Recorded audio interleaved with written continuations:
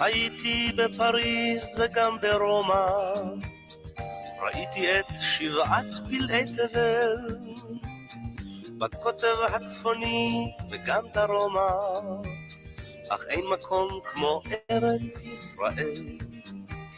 וכמו גלויות של נוף יפות, תמונות בזיכרוני עפות, כמו בעד עדשה של מצלמה, בתרמילי אותן אסע לכל מקום בכל מסע, כדי פסיפס מתוך תמונה שלמה. שלום לך ארץ נהדרת, עבדך דל נושא לך שיר מזמור, גם אם לעתים נודד אני על דרך, מה טוב לנדוד אך טוב יותר לחזור.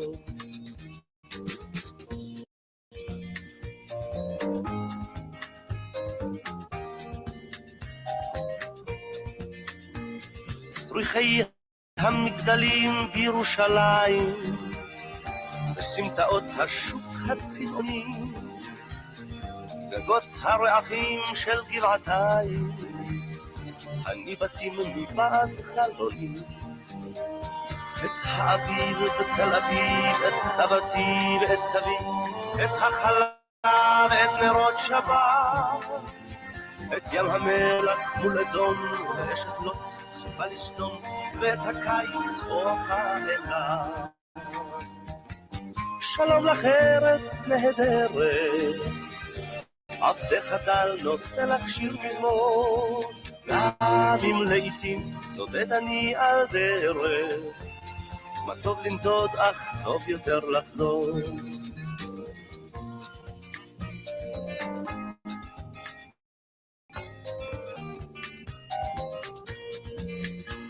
מימיה הכחולים של הכנרת, והרקיע התואם מעט, גשת הבית המוכרת, בתוך אורכי זורמת כמו חלל, הרי גליל והשומרון, הפרדסים שבשרון, וילדים בגן המושבה, את הכרמל ואת הים, אחד אחד ואת כולם, תמיד קורצים אומרים ברוך הבא. שלום לך ארץ נהדרת, עבדך דל נושא לך שיר מזמור, גם אם לעתים נודד אני על דרך, מה טוב לנדוד אך טוב יותר לחזור.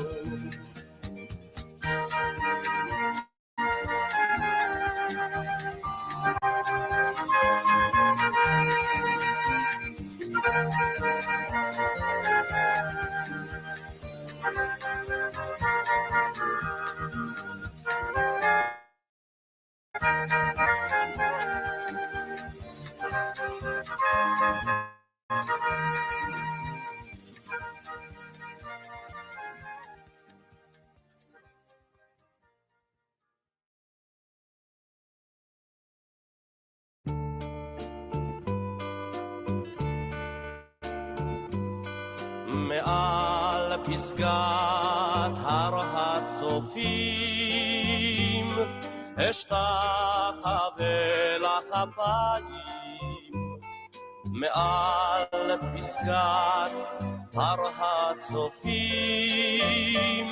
שלום לך ירושלים. אלפי דורות חלמתי עלייך, לראות לזכות באור פנייך.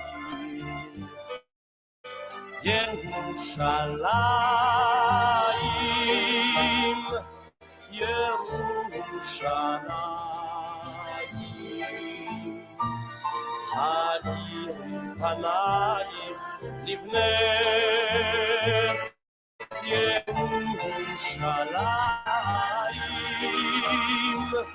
ירושלים,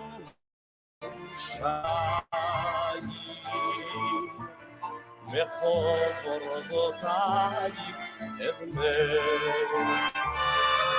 מעל פסגת הר הצופים אשתחווה לך אפיים, מעל פסגת הר הצופים. שלום לך ירושלים, באלפי ברכות היי ברוכה, מקדש מלך עיר מלוכה. ירושלים, ירושלים,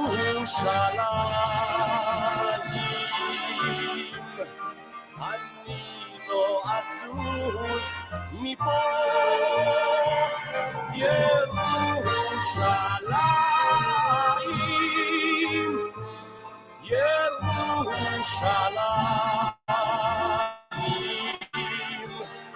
יבוא המשיח, יבוא.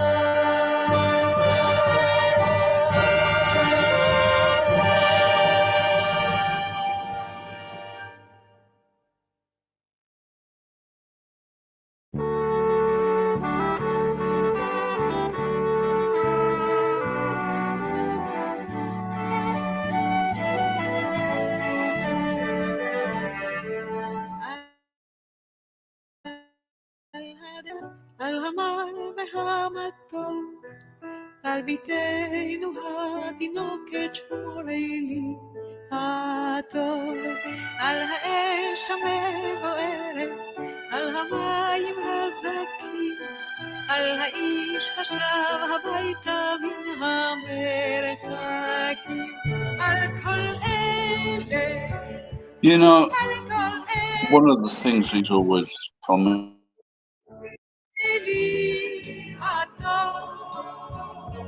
על הדבש ועל העוקר, על המר והמתוק, על נטע קור נטוע, אל תשכח את התקווה,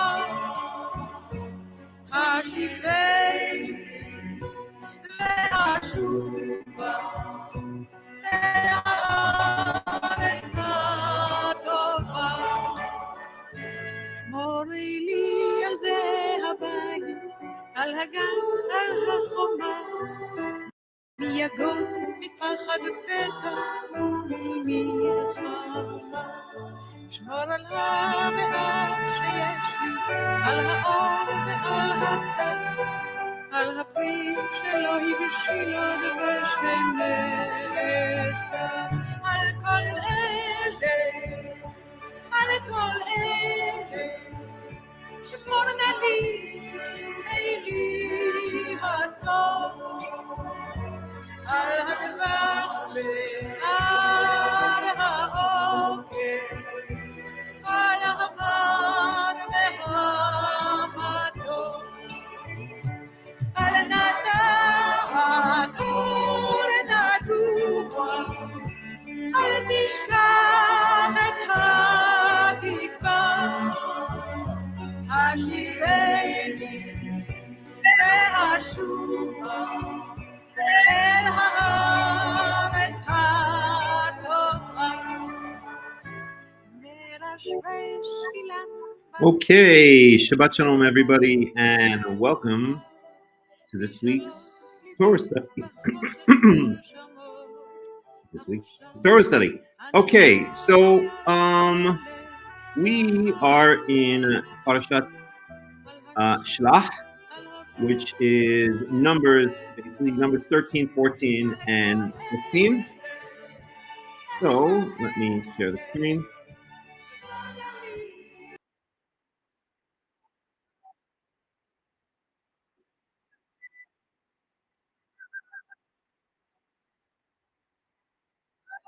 Okay. And there we go. Okay. Let's cut the music. Okay, so we are starting in Numbers chapter 13. Welcome, Ariella and Ben. Welcome, my good friend Tsuri from the US and whoever else has decided to join us. So, all right, so just to recap where we were, last week we didn't do the study.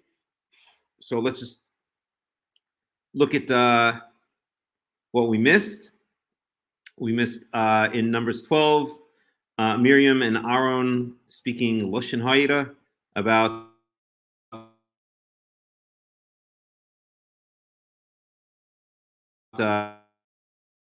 speaking sets of verses. When there's a prophet among you, I, Yahweh, reveal myself to them in visions. I speak to them in dreams. But this is not true of my servant Moses. He's faithful in all my house. With him I speak face to face, clearly, and not in riddles. He sees the form of Yahweh. Why then were you afraid not afraid to speak against my servant Moses? Right. So we see that the level of prophecy that Moses receives is qualitatively and quantitatively different from that which the other prophets receive. Okay, in the chapter before that, we had the story with the quail. The Israelites were complaining about the food. They were saying, we don't like this mystery meat stuff. We want pizza and I don't know, Dunkin' Donuts or something like that. And what they got was quail. And so once again, Israel was acting not too great. And before that, we have the laws of the silver trumpets, which are very interesting. And then we have the Israelites leaving Sinai. And we've mentioned many times they arrived in Sinai in Exodus chapter, I think it's 17 or I think it's 17. Hold on a second. Okay, they arrive in Exodus chapter 17. So Exodus chapter 17 through Numbers chapter 10, basically the Israelites are out at Mount Sinai, right? So that's a huge portion of the Torah, right? Exodus 17, that's already about 1/3. So that means 2/3 of the book of Exodus, all of the book of Leviticus, and 1/3 of the book of Numbers, right? So 2/3, 1/3. So 2/5 of the entire Torah is the Israelites are at Mount Sinai. Most people don't realize that, but that is the case.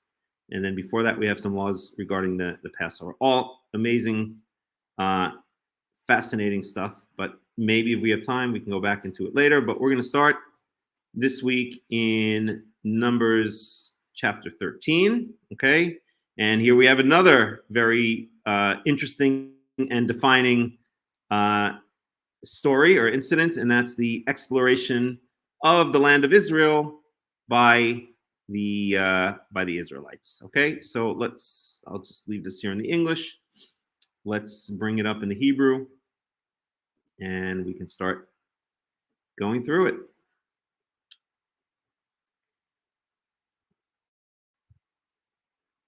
And here we are in the beginning of Numbers 13. Okay, so maybe I should just post that so everybody knows where we are. Okay, so in Numbers 13.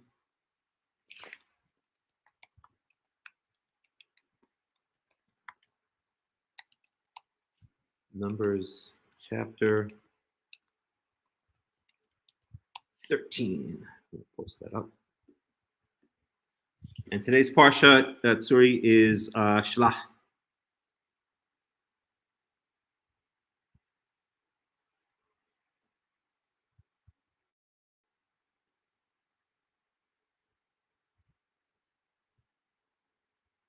Okay, hold on a second. All right, it doesn't matter. Okay, so we're in Numbers chapter 13. So here we go. Okay, we are in chapter 13, verse 1. Daber Yahweh and Moshe lemor. And Yahweh spoke to Moses, saying, our typical opening sentence, right? Shalach lecha, send for yourselves. Okay, and this is where we get the name of the parsha, right? Shalach. That's the name of the parsha, and it means send, dispatch. Okay. And it doesn't just say shlach, it says shlach lecha. So shlach lecha means send for yourselves, right? It's a way of, it's the Torah's way or biblical Hebrew's way of saying, you do this. This involves you. Take responsibility, right?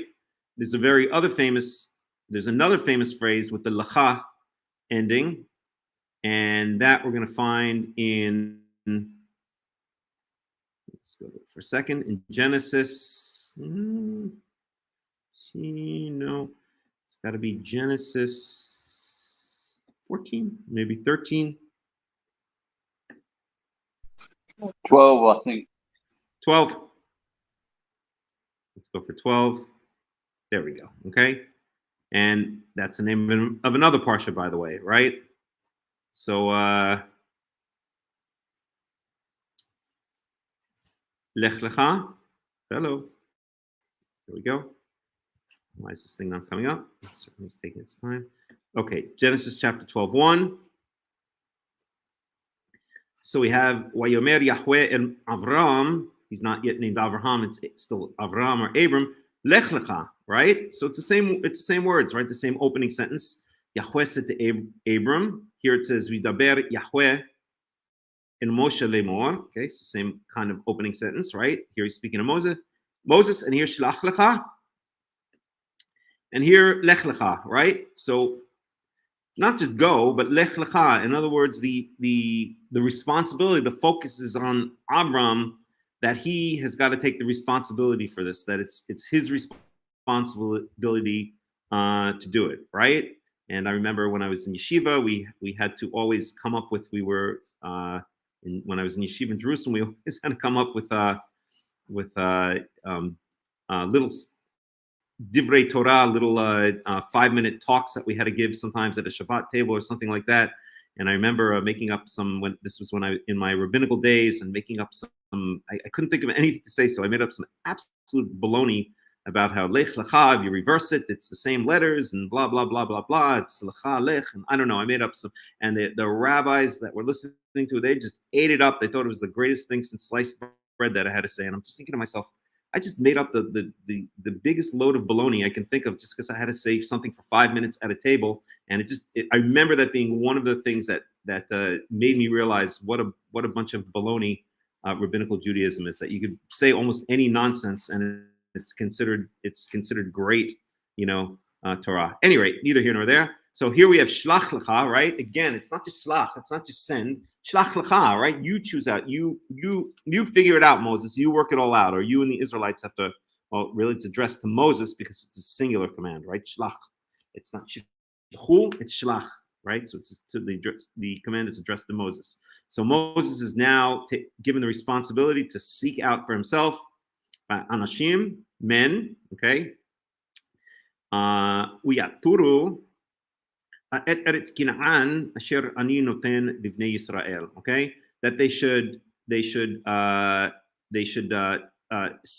search out, or they usually translate as spy out, but latur means more like to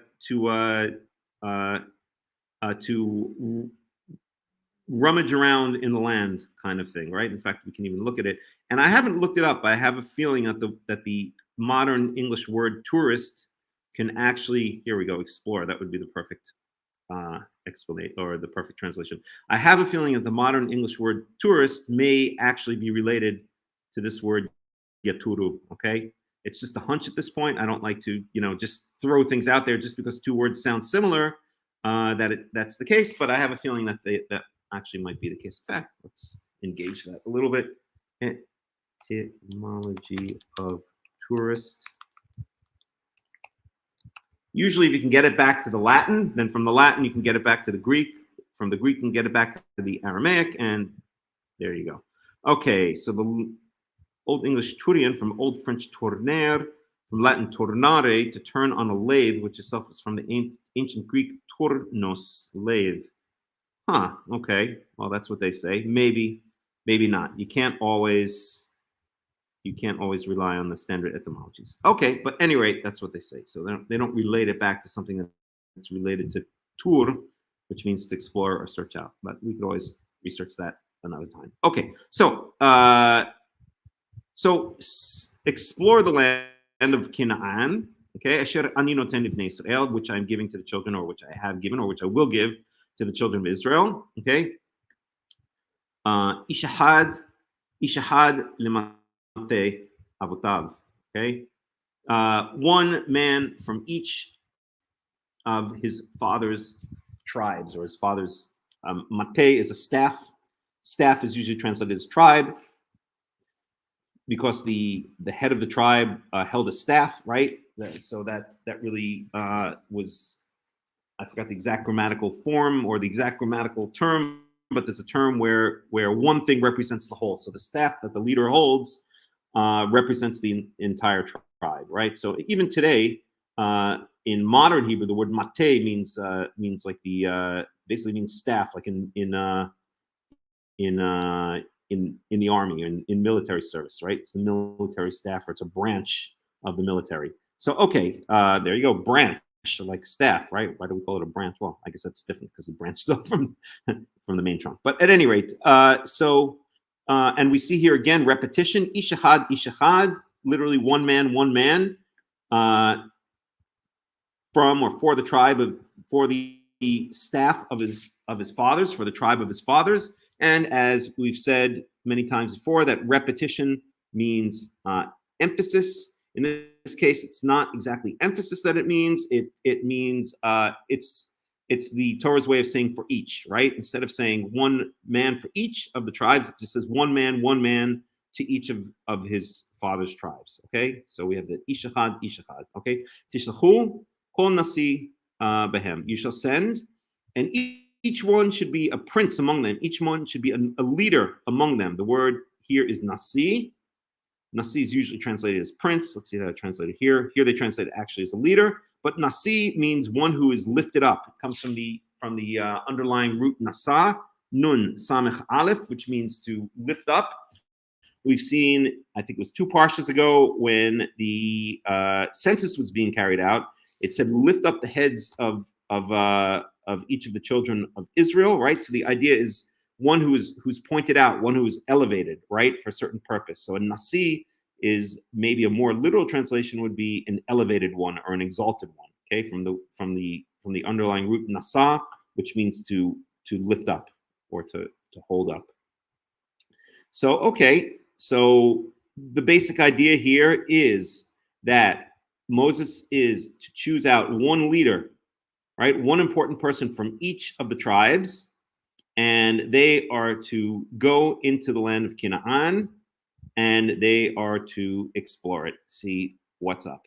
Okay, and this is not a command coming from Moses. This is not something that Moses decides to do. This is something that God, that Yahweh decides to do, right? Yahweh commands Moses, right? So why does Yahweh want to command Moses, right? You would think that this would be something maybe Moses would just decide on his own, you know? We're here in the desert, you know, we know we have to take over this land. We don't know what it's like. We'd like to, you know, send a reconnaissance party ahead of us and see what's going on in the land, because we're about to enter it. Remember, this is before the children of Israel were given the punishment of wandering for 40 years in the desert. This is exactly the incident that is going to cause that punishment to be given, right? But at this point, the Israelites are basically, they're making their way up. They just left Sinai, right? And from Sinai, they're going to, let's see again. In fact, I should add it if I don't have it here. Journeys. There we go. So yeah, they went from, in Numbers 10:33, and I have here in the 23rd of the second month of the second year. Okay, so we're talking about just about a year and 3 months after they arrived. No, actually, it would be just about a year and a month after they arrived. No, just about a year after they arrived at Sinai. Right now, they're leaving Sinai. So that 1 year encompasses, as we said, 2/5 of the entire Chumash, right? All of the book of Leviticus, the last 2/3 of the book of Exodus, and the first third of the book of Numbers. Okay, and then they headed towards the desert of Paran. So they're making their way up towards the land of Israel at this point. They're not planning to spend 40 years in the desert. Okay, they're taking a bit of a circuitous route, because if you remember, when the Israelites exited Egypt, God decides not to send them on the straight route along the sea, because he is scared, that he is worried that they'll be afraid of the Philistines and run back to Egypt. So instead, he sends them on a circuitous route, but it was not meant to be for 40 years. They were eventually now, after leaving Sinai, they were meant to head up towards the land of Israel and conquer the land of Israel and take over. That was supposed to be pretty much the end of it, right? But that is not what happened, obviously. Okay, so here we are.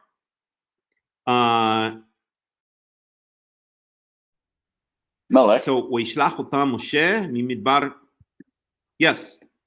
Yeah, I was just going to make a comment. Robert Alter terms it a chieftain. So whatever, it's a man of prominence.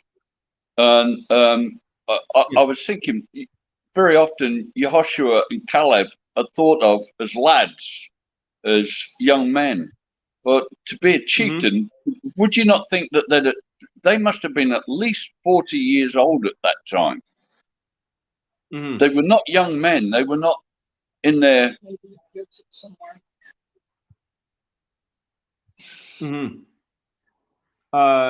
So Yoshua, I think we said, let's see, we were talking about Yoshua a couple of weeks ago. So I don't know, do we have any idea of when Yoshua was born? I'm not even sure. Let's go to Rabbi Wikipedia for a second. And let's, Joshua. Yeah. Let's see here. The Hebrew Bible, Joshua is one of the 12 spies of Israel. Joshua name, biblical narrative. Yeah, I don't know if we even really get his genealogy anywhere. Not that I could think of. Ariella mentions that his death is, the age of his death is given as, I think it's 110. Right. I don't know how old. I have to look it up, but if it gives the age and we know how long it was from the time they entered the land till he died, then we should be able to subtract and figure out. Yeah, but so 40 wouldn't be about. But whatever. I just thought it was interesting that we think of them as young boys almost, but that they weren't boys. Right. They were full grown men in their own right, because they were chieftains or men of renown, heads of tribes. They wouldn't have been heads of tribes in their 20s. Probably not. We'd have to research it a little bit further. We know how old Moses was. We know that when Moses went to free the Israelites, it says he was 80, and it says this explicitly in Exodus, I think chapter 2, that he was 80 or thereabouts. He was 80, and his older brother Aaron was 83, right? And we're only talking about approximately 2 years later than that. So Moses is now, at this point, maybe 82, maybe 83, something like that. And Aaron is 85 or 86. So Joshua ostensibly is younger than him, but that gives, if Moses is 83 and Joshua is younger than him, that gives a lot of range as to how old Joshua can be, right? He could be in his 70s, his 60s, his 50s, his 40s, who knows, right? I don't know. We'd have to research it. I don't know. We'd have to somehow pin it. I don't know if Joshua's age is ever given. Yes, his death is spoken about at the end of the book of Joshua. Maybe, yeah, if you're really interested, we can go take a look there very quickly. Maybe we can get something out of that. So Joshua 24. Let's see. So here's Joshua's death and burial. I'll just switch over to the English.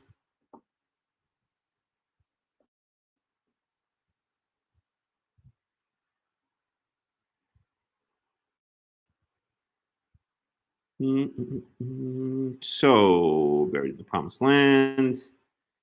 We are witnesses. So this is kind of his goodbye speech. Makes a covenant. Dismissed the people. After these things, Joshua the son of Nun, the servant of Yahweh, died at the age of 110, and they buried him in the land of his inheritance in Timnath Serah, in the hill country of Ephraim. And that's all we get. So this is let's see, covenant renewed at Shechem. Joshua's farewell. So it just says here, after a long time had passed and Yahweh had given Israel rest from all their enemies around there, Joshua, by then a very old man, summoned all of Israel. Basically, this is his goodbye speech, kind of like Moses in Deuteronomy gave his goodbye speech. And that's it. I don't know. We'd have to do further research. Maybe we could pick something out somewhere to kind of pin down the ages. But I don't see, at least offhand. I don't That's see okay, Malek. I about just thought it was an interesting point. That was all. Yeah. Yeah. Well, if Moses was 83 at this point, then Joshua could be younger than him and still be pretty old by our standards. Okay. All right. Let's go on. And then we go through the names. Elishmutam lematei Ruvain Shmua bin Zahur. So this is from the tribe of Ruvain. We don't have to read through all of this. Shimon, I'll point out interesting ones. Lematei Yehuda Kalev bin Ifuneh. So I don't want to sidetrack too much on this. When we go back to speaking about I would like to go back to that topic that I started on Gerim, but it's rabbinical. It's rabbinical, shall we say, religion. It's unquestioned among the rabbis that Kalev ben Yefuneh was a ger, because he's called Kalev ben Yefuneh HaKnizi. And the Knizi are mentioned as one of the nations earlier in, let's see, we could just find it. Namateh ben Yefuneh, blah, blah, blah. Yefuneh. Let's go back. Okay, I'm not going to search it down right now. And then the Kenizzites are mentioned as one of the foreign nations. And so the rabbis say without any doubt whatsoever, without any questioning whatsoever, that Kalev ben Yefuneh was therefore a Kenizzite, and he was not an Israelite. He was a ger. I don't find this plausible. First of all, it's not so clear at all in the Tanakh. If we go to, I believe it is Second Chronicles. Let's see if I can find it for a second. Oh, I know how I can find it. 1 second. Let's do it this way. Kalev.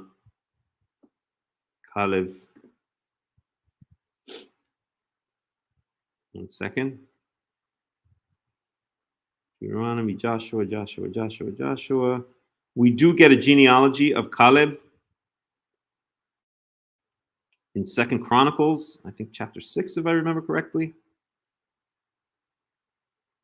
Let's see if I can find it.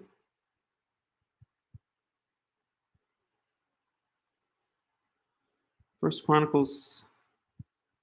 This is First Chronicles 2. Yes.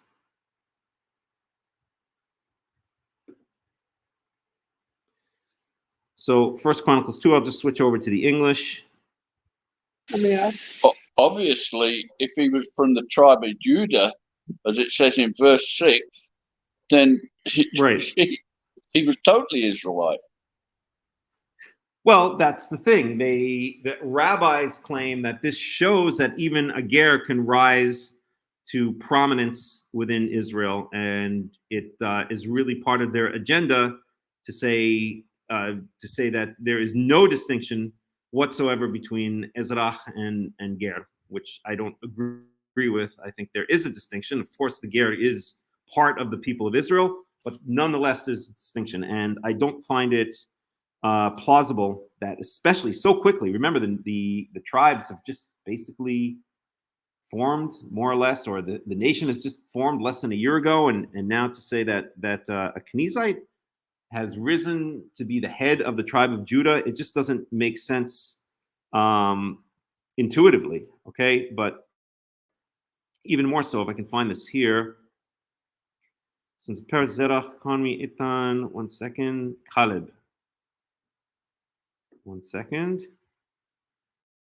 Caleb, Ephraim, James, son of Hezron. Wait a second. Caleb, son of Hezron. So this is a different Caleb. There are a number of Calebs. So it actually becomes quite confusing. This is a different Caleb. Probably. Let's see if I can find where it is then that speaks about our Caleb. It's Caleb bin Hur. That's a different Caleb. Here we go. Caleb bin Yefuneh. First Chronicles 4. So there are possibly 3 different Kalebs mentioned in the genealogies, but here's our Kaleb ben Yefune. If I can find it, here we go. So now okay, let's see here. The sons of Kenaz, Othniel and Seraiah, the sons of Othniel, 1 second. The sons of Caleb, son of Yefune. So it gets quite confusing. Okay, so now we hear, I'm not going to get into the whole thing right now. Okay, but here we have Caleb, the son of Yefune. So that for sure is our Caleb, right? And we have here that the sons of Kenaz were Othniel and Seraiah. Now we know Othniel is called the brother of Caleb. Othniel is the brother of Caleb. And 1 second. Okay, I'm not going to go through the whole thing. The main point I want to make is that Caleb seems to have had a grandfather named Kenaz. And so when he's called the Kenizi, it just might mean that that's his clan, right? Here, the sons of Kenaz. Okay, this is not talking about the same Kenaz that's mentioned in Genesis as being the nation of Kenaz. This is talking about a Kenaz that is clearly within the tribe of Judah, because this is the genealogy of Judah, and Caleb seems to be here a grandson of Kenaz. So when Caleb ben Yefune, the Kenizite, or when Yefune is called the Kenizite, then it probably is just referring to the fact that he's from the clan of Kenaz within the tribe of Judah. Okay, but I'd have to go through all of the sources, and I don't have them in front of me right now. I just want to point out that the rabbis, they basically state without any doubt whatsoever, they constantly use Caleb ben Yefune as proof that Gerim that Gerim can rise to the highest echelons of power within Israel, and that there is no distinction whatsoever between the Gerim and the native-born Israelites. And I just don't see any evidence for that in the Tanakh. As I've always said, yes, Gerim are very much part of the nation of Israel, but they are known as Gerim. We see this with Uriah the Hittite. He's called Uriah the Hittite, and there are other Gerim who are pointed out by name, and it's very clear that their status. Yes, Uriah the Hittite was in David's army, but he was not the head of David's army, right? He was in David's army, and we see this with Ittai the Gittite. There's a bunch of them, right? And it's always usually pointed out that they are specifically from foreign nations, and they've joined the nation of Israel. So they don't just seem to meld in imperceptibly into the nation of Israel. And I don't see any evidence anywhere that we see Gerim that rise to such heights, just like a non-Kohen can never rise to be the heights of a priest, a Kohen, right? There's certain, the highest positions in Israel are reserved, in my opinion, for native-born Israelites. So I just wanted to point that out, because Caleb ben Yefune is often trotted out as being the archetype of the Ger who rises to the heights in Israel, and this is a rabbinical lie. There's no evidence. There's no definitive evidence anywhere that Caleb ben Yefune was a Ger. He was probably just from the tribe of Yehuda, from the Kenaz clan. Okay. Joshua is my favorite in the Tanakh. His transgression was that he didn't eradicate some of the pagan tribes. Yep, he did not conquer the entire land, and of course that created problems throughout the book of Judges, throughout the book of Kings, etc. Right? We were always fighting our enemies afterwards because not all the Canaanites were wiped out. Okay. At any rate, we go on. Lamate Yisachar, Yigal ben Yosef, Lamate Ephraim, Hoshea ben Nun. So here we have Ephraim. This is Joshua. Here he's still called Hoshea ben Nun, right? That's his original name. And then Moses gives him the name Yehoshua, right? And we saw this as a proof that, or evidence, should I say, that the Israelites did not know the name of Yahweh, of Yud He Waw He, until it was told to Moses at the incident of the burning bush, right? Because Moses changes Joshua's name from Hoshea to Yehoshua, and this seems to be the first name that we can think of, or that we encounter in the Tanakh chronologically, in terms of their time of birth, that actually incorporates the name Yud Hey Wow Hey, right? So Yehoshua is Yud Hey Wow, right? Those are the first three letters in God's name, in God's four-letter name, in Yahweh, and his name is changed to Yehoshua bin Nun. Moshe changes his name to Yehoshua bin Nun, showing that basically that at that time, it seems that that's when that's when Yahweh's name started to be incorporated into the names of Israelites, with Yehoshua actually being the first instance of that, at least that I can find. Okay, so there we go. Lemate Binyamin. I'll just skip ahead here unless we see anyone who is particularly noteworthy. Gadi ben Susi. My sister's married name is Susi. So, but actually, I think it means from Susa, the former capital of the Persians in the Medes, because his parents were Sephardi. So that's probably what that means. But anyway, Namate, Dan Amiel ben Gamli, etc., etc. And I don't see anyone that we need to mention right here. We go down now to verse 16. Ele shemot anashim asher shalach Moshe latur et haaretz vayikra Moshe oh, here it is. The Hoshea bin Nun Yehoshua, and Moses called Hoshea bin Nun Yehoshua, right? So Moses changes his name right here in Numbers 13:16 from Hoshea, or calls him, basically changes his name from Hoshea to Yehoshua. So he joins the some of the greats who have had their names changed, right? Avram was changed to Avraham, because it says he will be an Av Lahamon Goyim. Sarai was changed to Sarah. And Melech? Yes. I'm wondering if this happening right before the sending out to spy out the land, if that was because he wanted to signify that Yahweh was going with them in the name of Joshua. Maybe. I think it's mentioned here. I don't know. I think it's mentioned here because this might actually be the first time that Joshua is mentioned, as a matter of fact. Let's see, in fact. Let me look up. Also,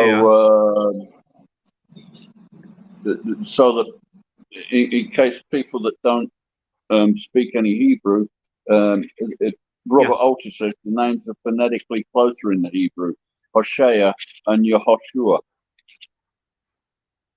So say again, Ben? two names phonetically, the two names are very close in the Hebrew. It's not like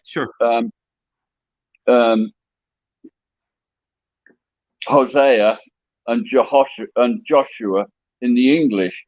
In the Hebrew, it's Hoshea and Yehoshua. So they're very closely phonetically.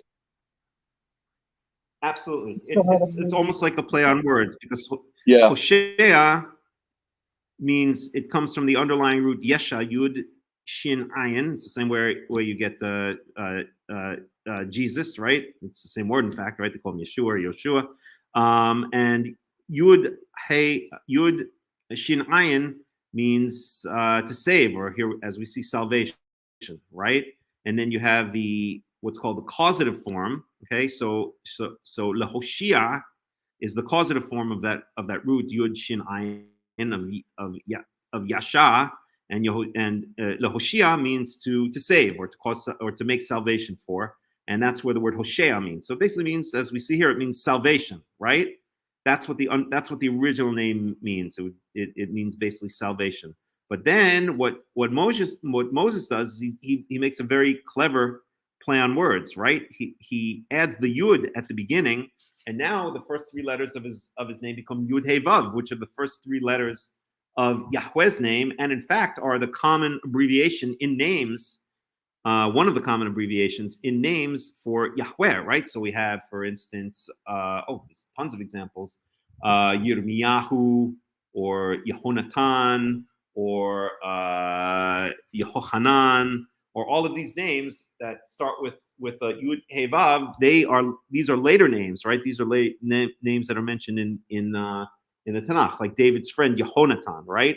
that already is clearly incorporating the name of Yahweh at the beginning of the name. Okay, Yehon Natan, Yud Hey Wow, and then Natan, right?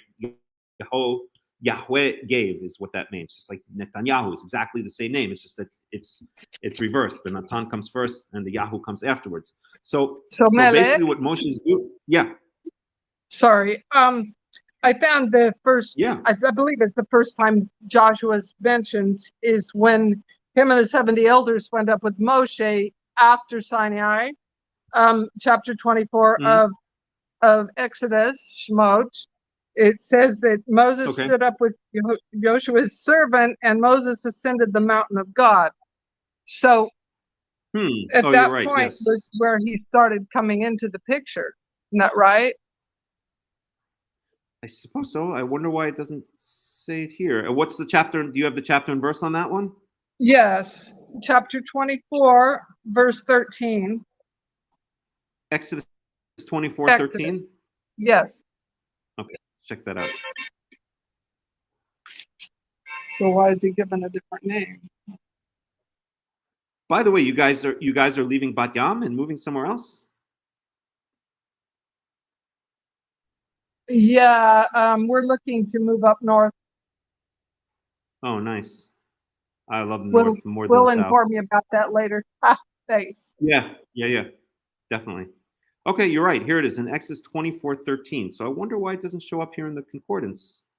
Let me just look at it in the Hebrew.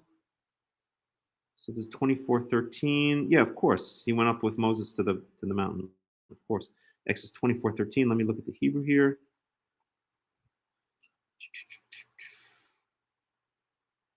Let's see here. It's a different format on the name here as well. Oh, it's Yehoshua.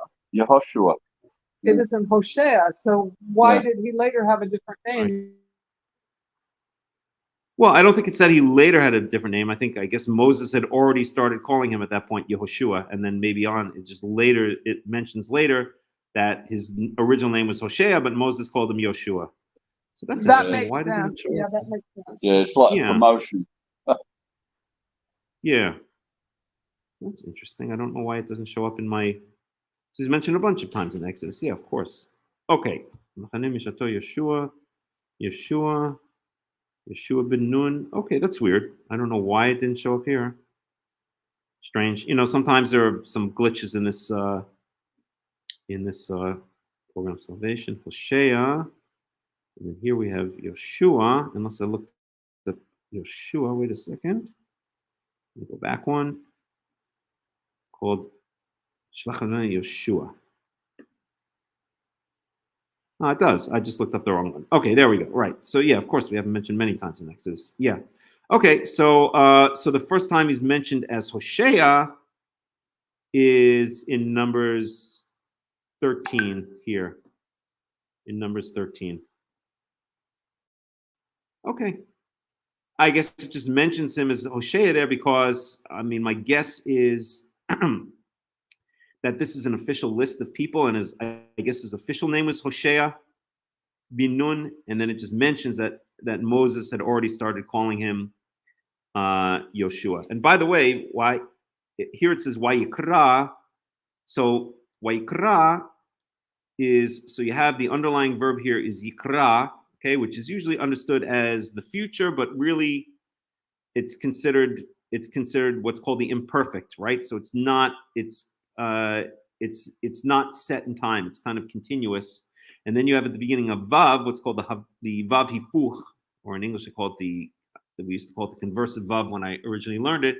So what this really means is it's expressing the idea that, so it changes the imperfect future into the imperfect past. So this could be really better translated as not that Moses called him, or that more like Moses had been calling him, or Moses was accustomed to calling him Yoshua bin Nun would be a better translation. It's not a simple past tense. It's an imperfect future that's converted to an imperfect past, which implies the idea of not a set point in time, but this is what had been going on. If you know in grammar the difference between the perfect and the imperfect, right? So perfect implies a certain point in time, whereas imperfect implies a range of times, starting at a certain point and going up to a certain point, which could be the present, or it could be starting at some point in the past and ending at some point in the past. So it's really expressing so really the best way to translate this would be Vayikra Moshe leHoshea ben Nun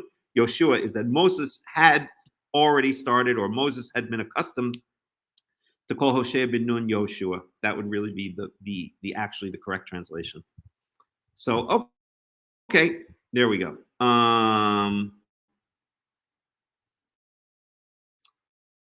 Alrighty.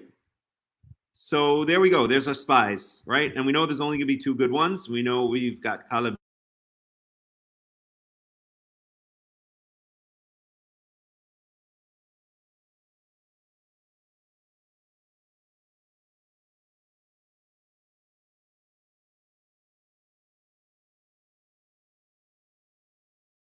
commentary.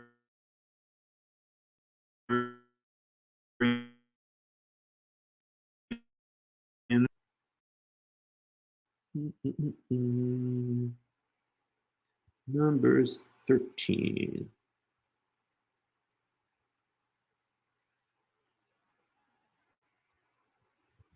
Okay.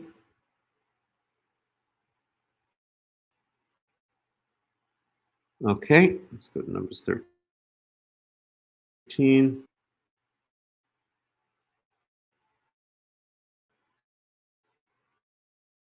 And this book, my old friend from the United States, Tsuri, is on the line. And believe it or not, I actually bought this book. I visited Tsuri. I think it was 2013 or so. I went out and I visited,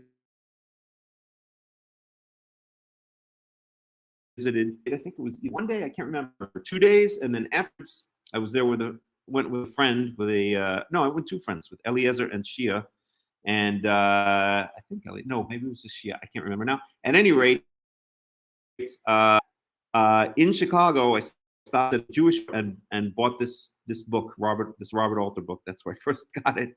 So Tsuri, you have a connection to this this commentary that I'm looking at right now. Okay, so we are 13. Okay, and that's page 1165. Let's grab it over here. There we go. Number 13. So let's just look at some of the commentary here. And let's see if Robert Alter has anything interesting to ask. Okay, all of the men, Rashi, followed by several modern commentary, proposes that men has a connotation of men of stature. Absolutely, yeah. It's such a silly pointed comment. I'm not even going to waste my time on it. These are their names. These names are entirely different. Okay, so this is what I wanted to say, actually. These names are entirely different from the names of the tribal chieftains previously reported. Remember, at the beginning of the book of Numbers, we could look at this briefly. We have Numbers, and the reason the book is called Numbers is because it starts off as a census, right? And let's go to the English just to make it easier. Okay, so here we have, these are the names of the men who are to assist you, okay?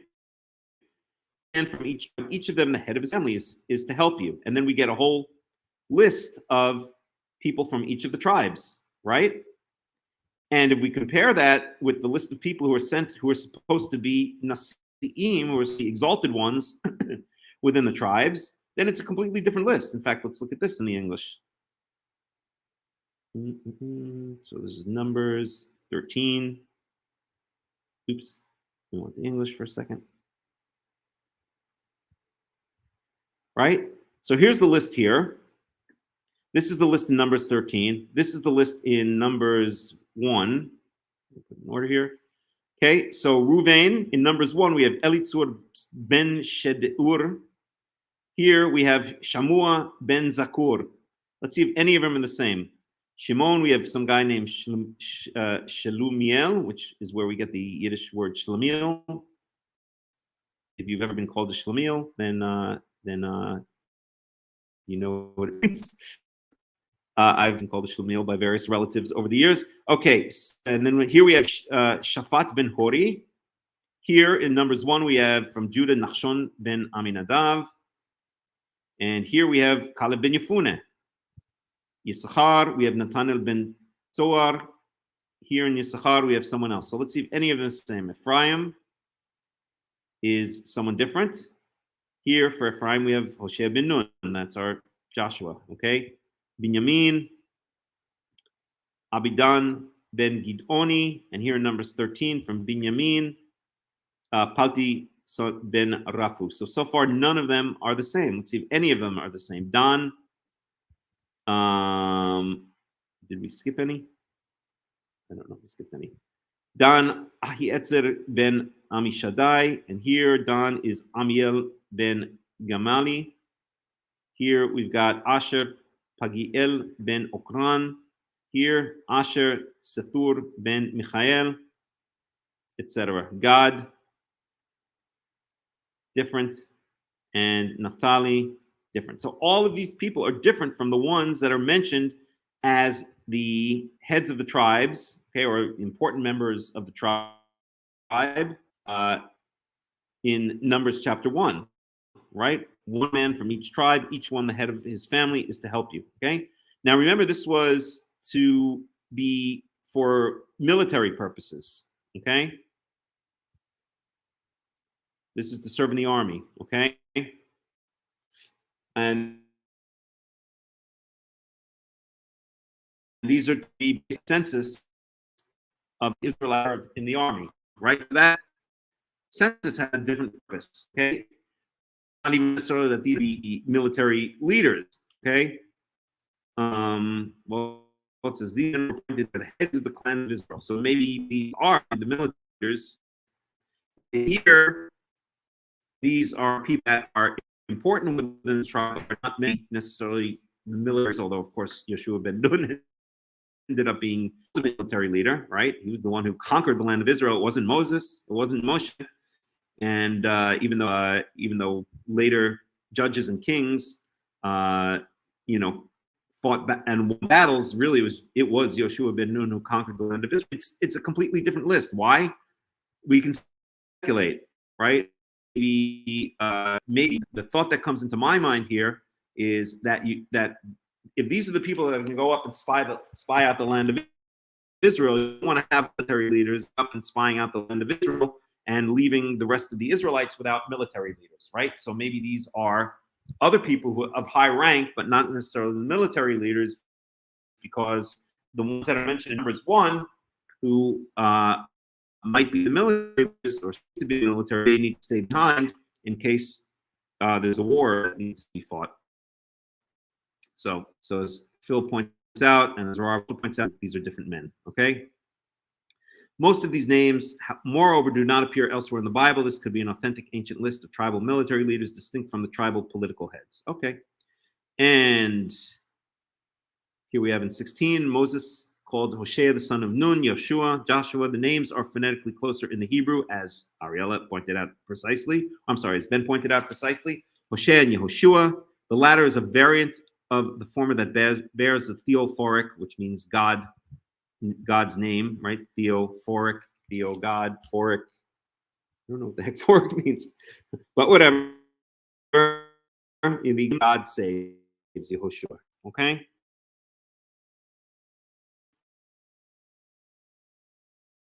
Move on. We are now to verse 17. We're up to Numbers chapter 17, Numbers 13, verse 17.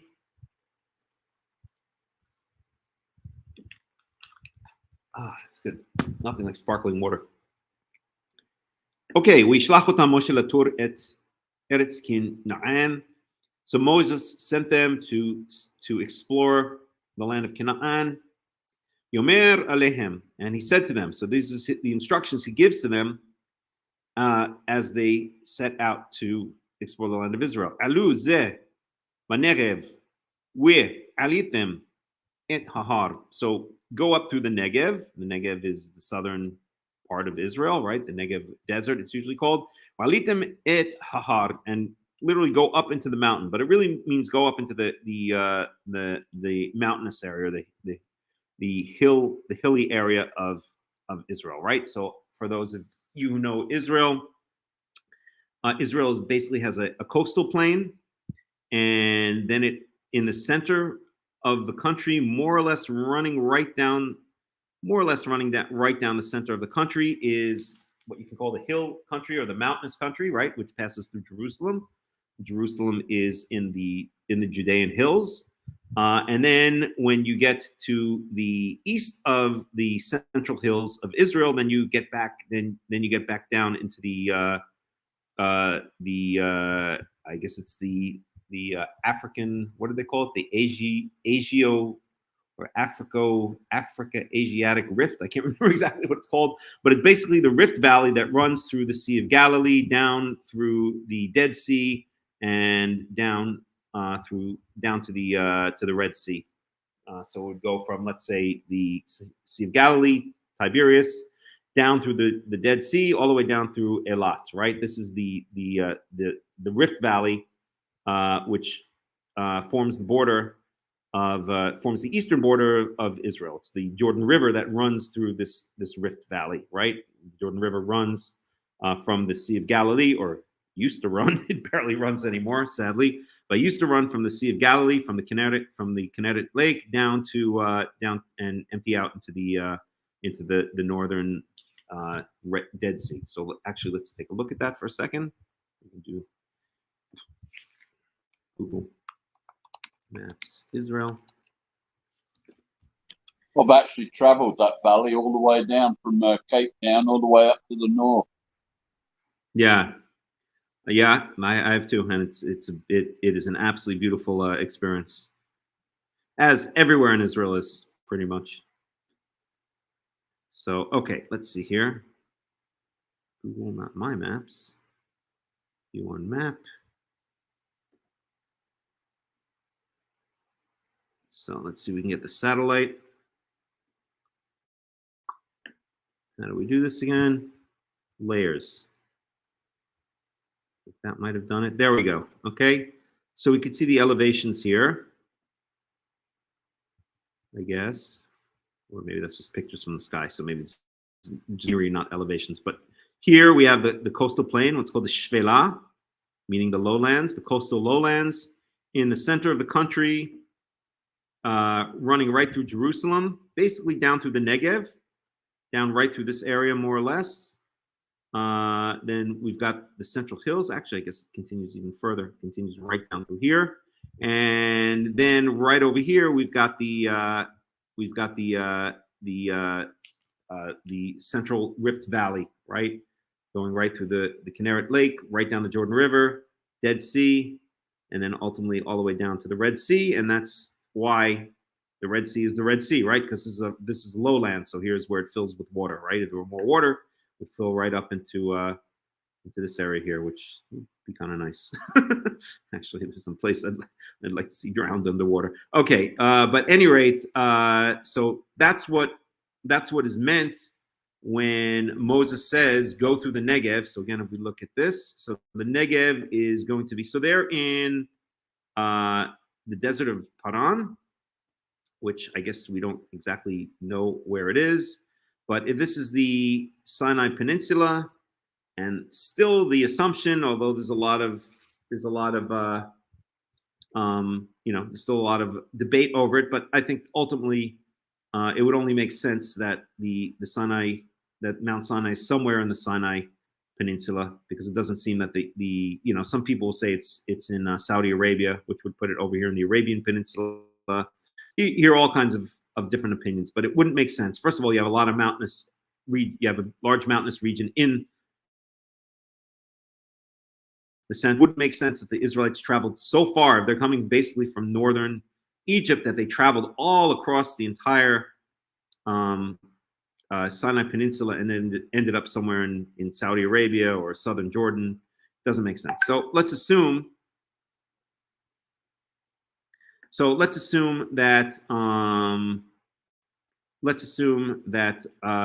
it's somewhere in the Sinai Peninsula. I don't know. We'll plop it right here in the middle. And so now they've gone to the desert of of Paran, which I don't know if they know where it is, but let's say it's a little bit closer to Israel, so maybe here, right? Let's put it on the edge of the mountain over here. And now Moses is telling him, go up through the Negev. So this is going to be the Negev area over here, okay, this general area here. Okay, and the Negev just means dry. It comes from the underlying root Nun Gimel Vet, which means, in modern Hebrew, Negev means to wipe dry. So the underlying root really means, I guess, the wiped dry area or the dry area. So Negev just means, it basically just means the desert, the dry area. So they're going to come up through the dry area, through the Negev, and then they're going to go up into the hill country. So this would be the central hill country right around here, maybe from Jerusalem down to ultimately like Hebron or something like that. Okay, so that's what we're talking about when Moses says, and they do go to Hebron, right? And that's what we're talking about, or that's what Moses is talking about when he says go up into the hill country. Okay, it literally says go up into the mountain, but again, this is a characteristic of biblical Hebrew that the singular can just be used to represent a kind of an abstract plural, I think they call it, right? It's just the abstract idea of, you could say, the mountainous country or something like that, or the mountains, right? Just like we might say in English, I don't know, I can't think of an example offhand. But yeah, so that's that. Hold on 1 second, please. I just have to write one very quick message. 1 second, please. Someone who might want to join the study.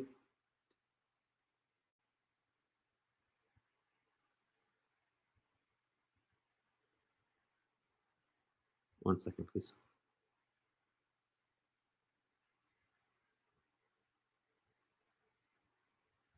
Okay. So that is that, okay? Verse 18. וראיתם את הארץ, מהי ואת העם היושב עליה, החזק הוא, הרפה, המעט הוא עם רב. And you shall look at or see the land. What is it? Literally, what is it? Okay, or what's up with it? Maybe would be a nice modern translation. Okay, mahi. You should spy out the land, or you should check out the land. Here, I'll give a nice modern translation. You should check out the land and see what's up with it. Okay. Wa'et ha'am hayoshev aleha, and the people that sit upon it, that sit within it, basically. Hachazaku, are they strong? Ha rafe, or are they weak? Are they strong or are they weak? Hami'athu imrav, are they small in number? Or are they great in number? Are they a multitude? Okay, so that's what Moses is telling the spies. Pretty straightforward instructions. Okay, verse 19. Uma ha'aras asher hu sheba. And what is this land in which they dwell? Meaning the people who live there, the current inhabitants. Okay, hatovahi, is it good? Imra'ah, or is it bad? Uma ha'arim. And what about the cities in which they dwell? Are they out in the open, or are they are they fortified? Right. So it's kind of weird instructions when you think about it, because God is saying as if he doesn't know. He's already said many times, I'm going to bring you to a good land, a land flowing with milk and honey. Right? And now he's saying, check it out. Is this land good or is it bad? Are the people that live there strong or are they weak? Right? I mean, God already obviously knows all the answers to this, and he's already told the Israelites that this is a good land. Eretz Tovah, Urechava, a good and wide land. Zavat halav u'dvash, flowing with milk and honey. Right? He's already said this to the Israelites on a number of occasions. Okay? So what's the story, right? So I guess he wants them to see for themselves, right? He wants them to get an idea of what they're getting themselves into. And I guess he's hoping they're going to come back and see, and I guess Yahweh is hoping the spies are going to come back and see things the same way that he sees them. And we'll talk about that in just a little while. Let's see if there's any commentary on that one. Okay, you shall go up into the high country after crossing the Negev desert. The tribes would move into the mountainous region of Judah in eastern Canaan. Are they strong or slack? The formulation of the mission of the scouts in terms of these binary opposites leads into the divided opinion of the report. The majority of 10 will focus on strong and fortifications. That's a very good point, right? And it's almost as if God, by saying this, Yahweh, by saying this, is causing them to choose sides. Okay, and then we said, are the cities open or fortified? The Hebrew is literally encampments. This nomad's term was evidently extended to any settlement lacking fortified walls. In later Hebrew, actually maybe not even later Hebrew, I think it might have already been used in the Torah in Exodus 22 or something. They're usually called, the unfortified city are called prazot. Prazot means, literally means those that are the cities that are scattered around as opposed to walled cities. Okay, but here they're called mahanim, encampments.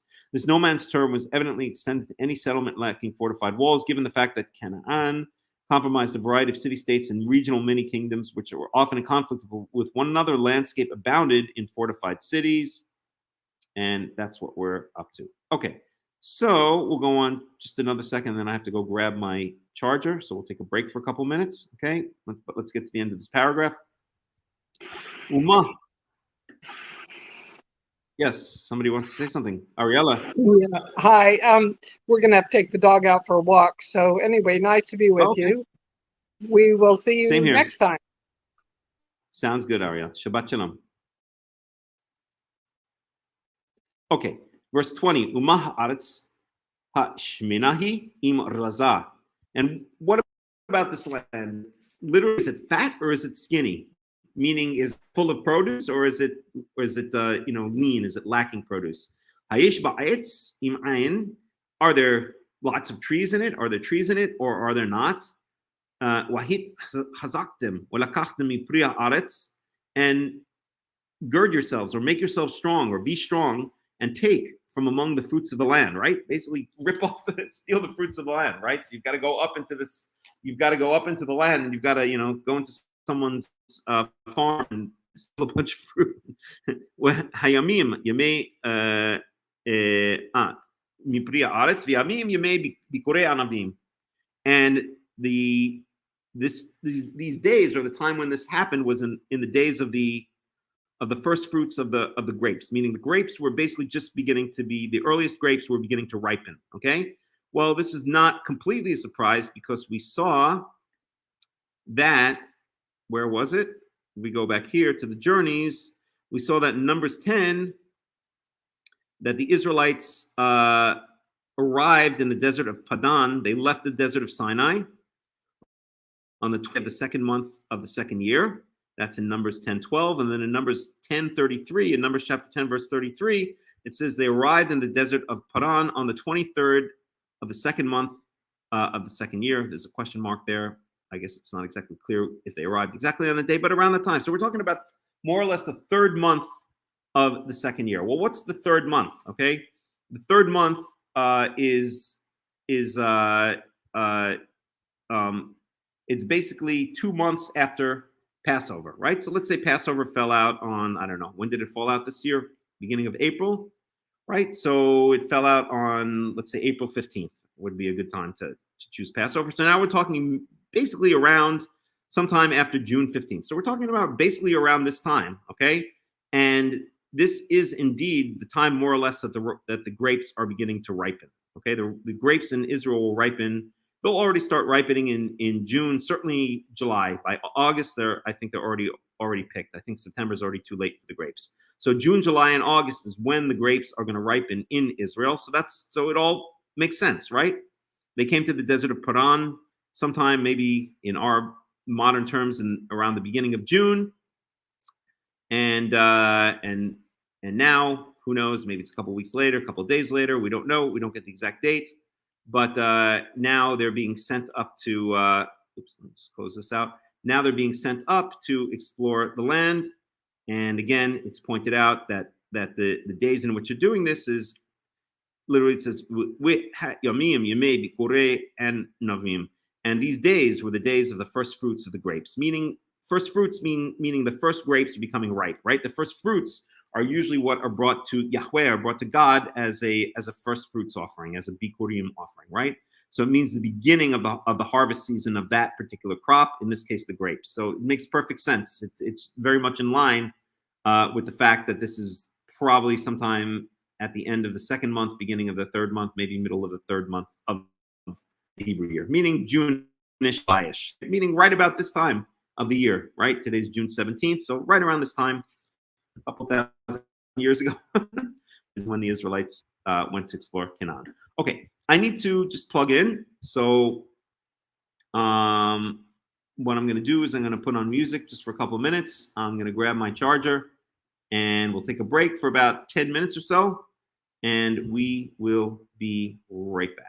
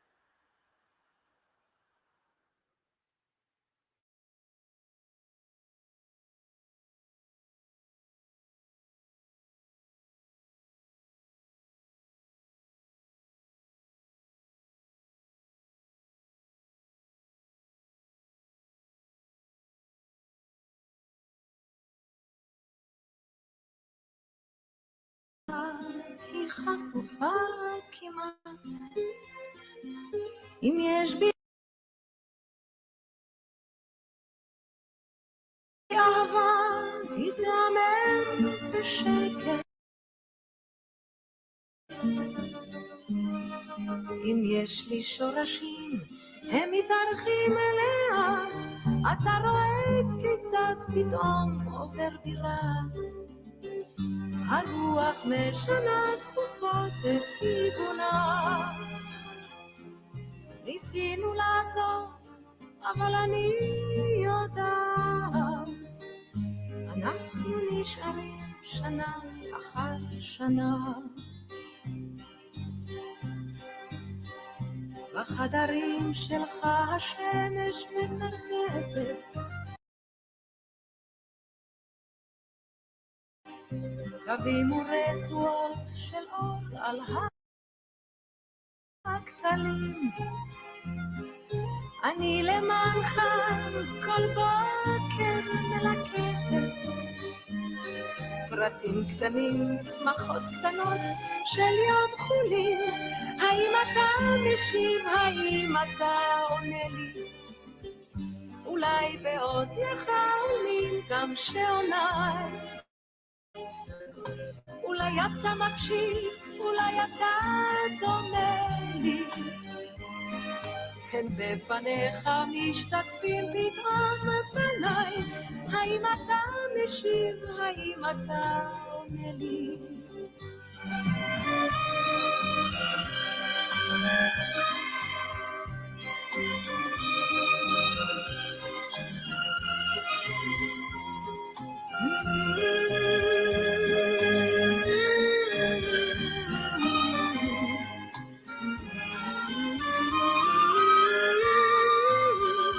האם אתה משיב, האם אתה עונה לי? אולי באוזנך עולים גם שעוניי, אולי אתה מקשיב, אולי אתה דומה לי. הם בפניך משתקפים פתאום פניי. אם יש לי מיתרים הם מתנגנים ברטט, אם יש בי דאגה היא חשופה כמעט, אם יש בי אהבה היא תאמר בשקט, אם יש לי שורשים הם מתארחים לאט, יום החולין הזה הוא יום שיש בו חסד, ובחסדו שורות אליך נכתבות. קח את ידי עכשיו, עשה לי מפויסת, ביום חולין כזה דרכינו מצטלבות.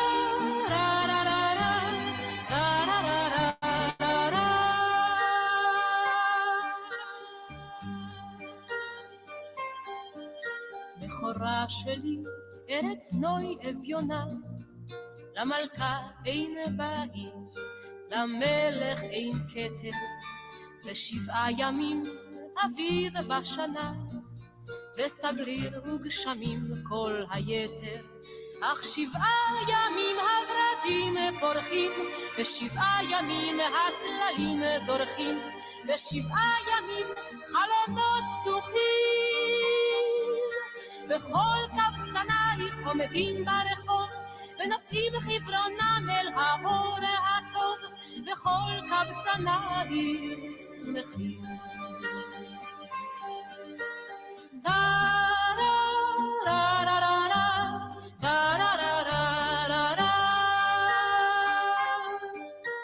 בכורה שלי, ארץ נוי אביונה, למלכה אין בית, למלך אין כתר, רק 7 ימים חגים בשנה, ועמל ורעב כל היתר, אך 7 ימים הנרות ברוכים, ו7 ימים שולחנות ערוכים, ו7 ימים הלבבות פתוחים.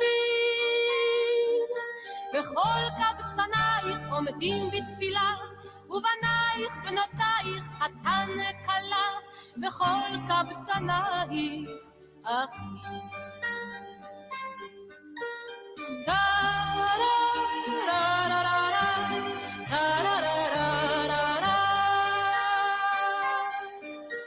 עלובה שלי אביונה ומרה, למלך אין בית, למלכה אין כתר, רק אחת בעולם את שבחך אמרה, וגנותך חרפתך כל היתר, ועל כן אלך לכל רחוב ופינה, לכל שוק וחצר וסמטה וגינה, בחורבן חומותייך כל אבן קטנה, על הקט ואשמור למזכרת, ומעיר לעיר ממדינה למדינה, ענודה עם שיר ותיבת נגינה, לתנות דלותך הזוהרת.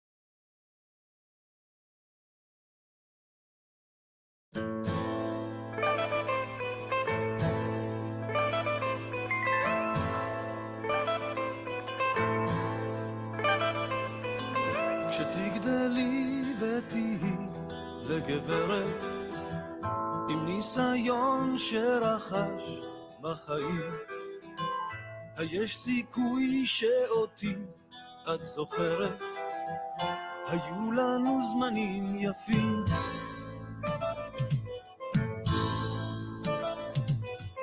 נפגשנו במסיבה, היית נהדרת, שיער גולש ועיניים תמימות, אני ניגשתי, את אמרת לא הערב, אוהב אותך בין השורות.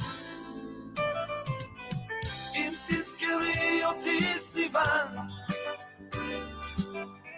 האם תקדישי לי קצת זמן? עכשיו כשאת הרחק מכאן, אם תזכרי אותי סיוון, האם תקדישי לי קצת זמן? עכשיו כשאת הרחק מכאן.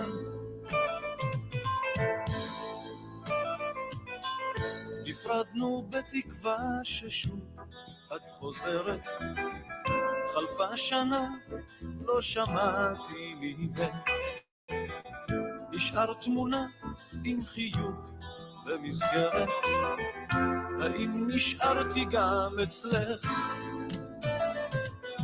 אם תזכרי אותי סיוון, האם תקדישי לי קצת זמן? עכשיו כשאת הרחק מכאן, אם תזכרי אותי סיוון, האם תקדישי לי קצת זמן? עכשיו כשאת הרחק מכאן.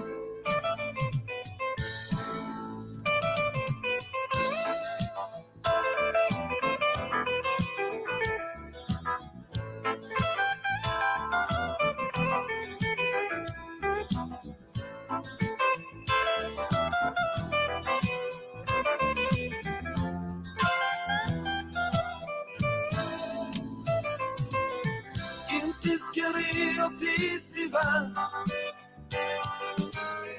האם תקדישי לי קצת זמן? עכשיו כשאת הרחק מכאן,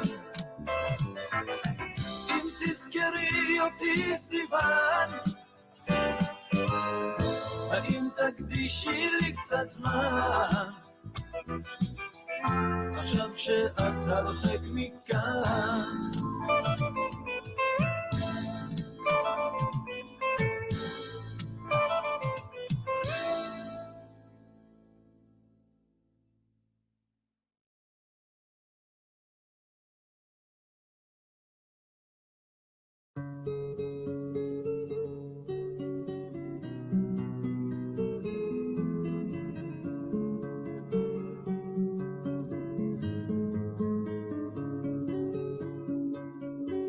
אוויר הרים צלול כיין, וריח אורנים, נישא ברוח הערביים עם כל פעמונים.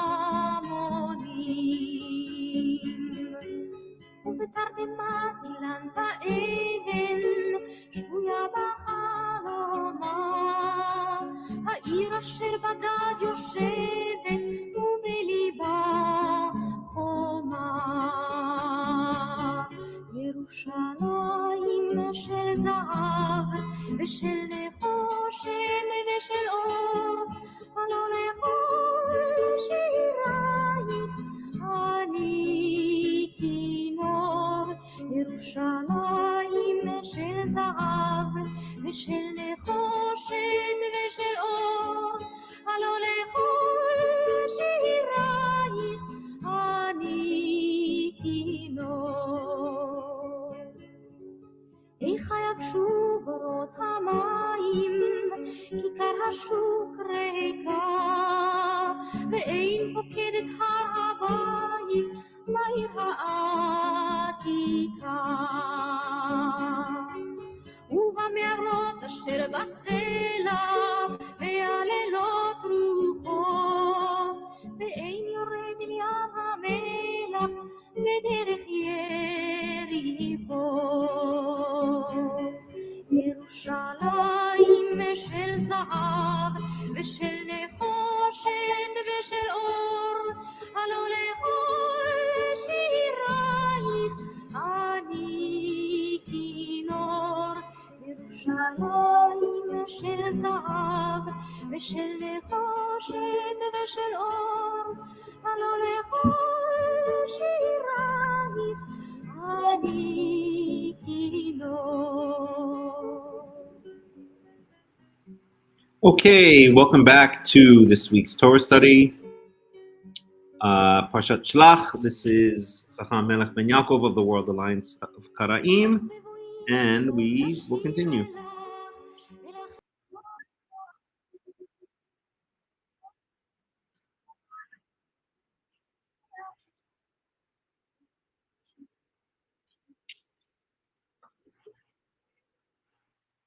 Okay, so we were in the middle of the story of the spies.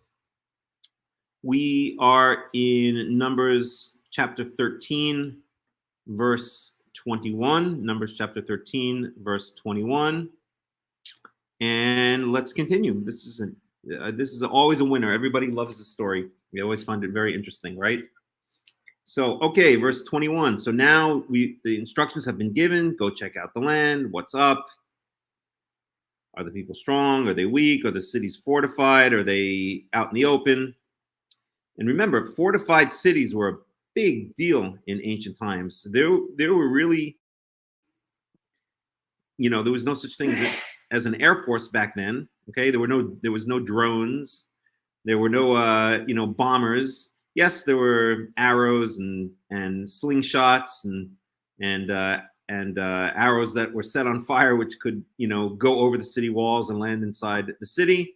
But basically, the city wall was the main protection that a city had, and the importance of a city could be judged by whether it had a wall or not. The most important cities had walls around them, sometimes multiple layers of walls, sometimes 2 rings of walls, sometimes 3 rings of walls. Or sometimes there would be 2 outer walls or an outer wall, a slightly inner wall, and then there would be a certain inner sanctum within the city, which was kind of the last stand, or the fortified inner city, which would have a 3rd wall around it.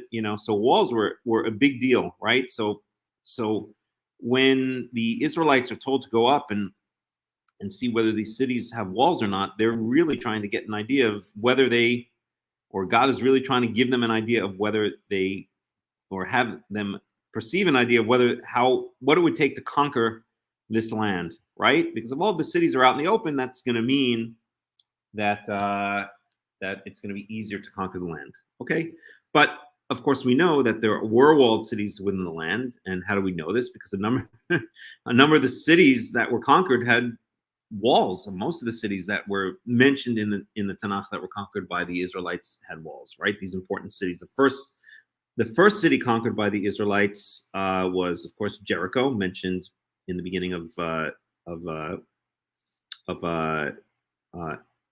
book of Joshua. Well, actually, not the beginning. I guess more towards the middle of the book of Joshua. And we know that it was a walled city. The walls came tumbling down. Jericho have actually been excavated, and they seem to tumble down, as a matter of fact, according to some biblical archaeologists.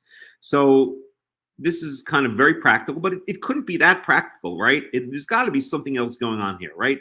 This has got to be a test, which is in fact what it is, okay? Because God knows already what the story is. He knows the land that he's sending the Israelites to, right? He wants them to see it for themselves in order to basically, I would say, see how they react and hope that they react in the same way that he sees the whole situation, right? Which, of course, only 2 spies do. We're going to get clear examples of what the right way to react is and what the wrong way to react is. And we're going to get, and I think the main point of the story, I don't want to give away the punchline too early, but I guess I will. The main point of the story is that different people can see exactly the same facts and come to completely, radically different conclusions. And so it shows that the conclusions that one comes to are based more on the attitude that one has rather than the facts themselves. Okay, Caleb bin Yefuna, Yeshua bin Nun. It says it's going to say they had a different heart, right? They saw exactly the same things that the other 10 spies saw, but they came to a completely different conclusion. Why? Because in their inner core, they had faith in God, they had belief in God, they trusted God, and they believed in his word. So they could see the same things that the other 10 spies saw, and they could say, and they can come to a completely different conclusion, which is no problem. we can conquer these people because God is with us. And the other 10 spies can see exactly the same facts, the same objective facts, and come to the conclusion, no, these people are too strong for us, right? I guess if you want to put it in simple terms, it's a matter of seeing the cup half empty or the cup half full. But I think it's more than that. It just shows that I really think it's a deep lesson in life, which is that, you know, things can happen to us in life, and it's really more a matter of the way we perceive it and react to the things that happen to us than the actual things that happen to us. And so really the essence of life is not the things that happen to you throughout life. It's your heart and your soul, your faith in God, shall we say, or your attitude towards life that really determines the essence of how you live your life, not the objective things that happen to you. It's how you react to them, right? Isn't the famous statement, we can't control what happens to us, but we can control our reactions, okay? And this is exactly what the spies teach us, okay? That 12 spies can see exactly the same things, exactly the same facts on the ground, literally on the ground, and 10 can come to one conclusion, and 2 can come to a completely different conclusion because the hearts of those 2 were fundamentally different than the hearts than the place that the hearts of the other 10 were in. Hold on, let me just let the little kitten inside. Jump on that. Okay. And that, I think, is really the real lesson of the spies. Okay, and it teaches us other lessons as well, which is if you have faith in Yahweh, if you have faith in God, you have nothing to fear, and you will fear nothing. So really, I think the goal in our life, the goal in one's life, should be not to try to, you know, get rich, and although it's never a bad thing. I mean, it can be a bad thing. It's not necessarily a bad thing to have money. It's nice if you appreciate it and know what to do with it. But this should not be the main focus of life. The main focus of life should not be to have an easy life and to have comfort. The main focus of life should be to build a relationship with Yahweh so that you can have trust in Yahweh, you can have faith in Yahweh. And if you do that, then no matter what happens to you in life, whatever objective facts happen to you in life, you're going to interpret it in a way that's indicative of, or that is representative of, that special relationship, of that faith that you have in Yahweh, of that trust you have in Yahweh. And then your life is going to be qualitatively different from someone who has similar things happen to them, but does not interpret them through that lens. So I think they say something like the attitude determines the reactions, or something like that. And it's exactly what we see here in the story of the spies. So let's go on. With that being said, let's go on. Okay. Numbers chapter 13, verse 21. We alu wa yaturu et haras mi midbar sin ad rehov lavo hamath. So they went up and they explored the land from the desert of Tzin, not the desert of Sin, not to be confused with the desert of Sinai, from the desert of Tzin, Z-I-N, or sometimes it's spelled T-Z-I-N, ad Rehov Lavo Hamat, until I guess you can, I think it's just a place named Rehov Lavo Hamat, but you can translate it as the street or the wide area of the approach towards Hamat. And Hamat could mean also the sun. So I don't know. Let's see how they translate it here. Let's see how Robert Alter deals with that one. I think he just translates it as a name. That's verse 21. 21. Yeah, to the Hov at Lebo Hamat. And bother trying to make a translation of that one. Okay, and let's see how Everett Fox deals with that one. So we'll probably talk about that one. 50 or so. Whoa. 150. Oh. 160. Thanks. Try that again. 160. So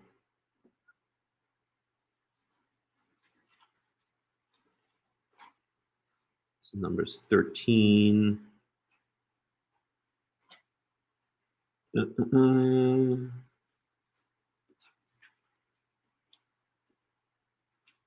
from the wilderness of Sin as far as Rehov coming towards Hamat. So that's how he translates it. Okay. So at any rate, we're not going to figure out where these places are. We will get some places that we will know where they are, like in the next verse. Okay.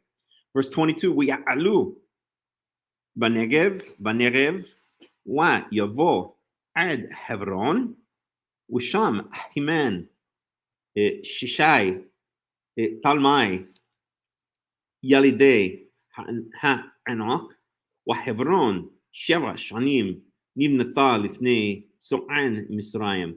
So they went up through the Negev. We said the Negev is kind of the desert in the south of Israel, and they came to Hebron. Well, we know where Hebron is. Hebron is the place where the patriarchs are buried, right? It's a place that it's the place in which or near which Abraham bought the field and the cave and the field of Machpelah. Okay, and there Sham Achiman Sheshai Talmai, and there were three dudes, and they were named Achiman, Sheshai, and Talmai, and they were the Yalidei Ha'anak. They were descendants or children of the giants.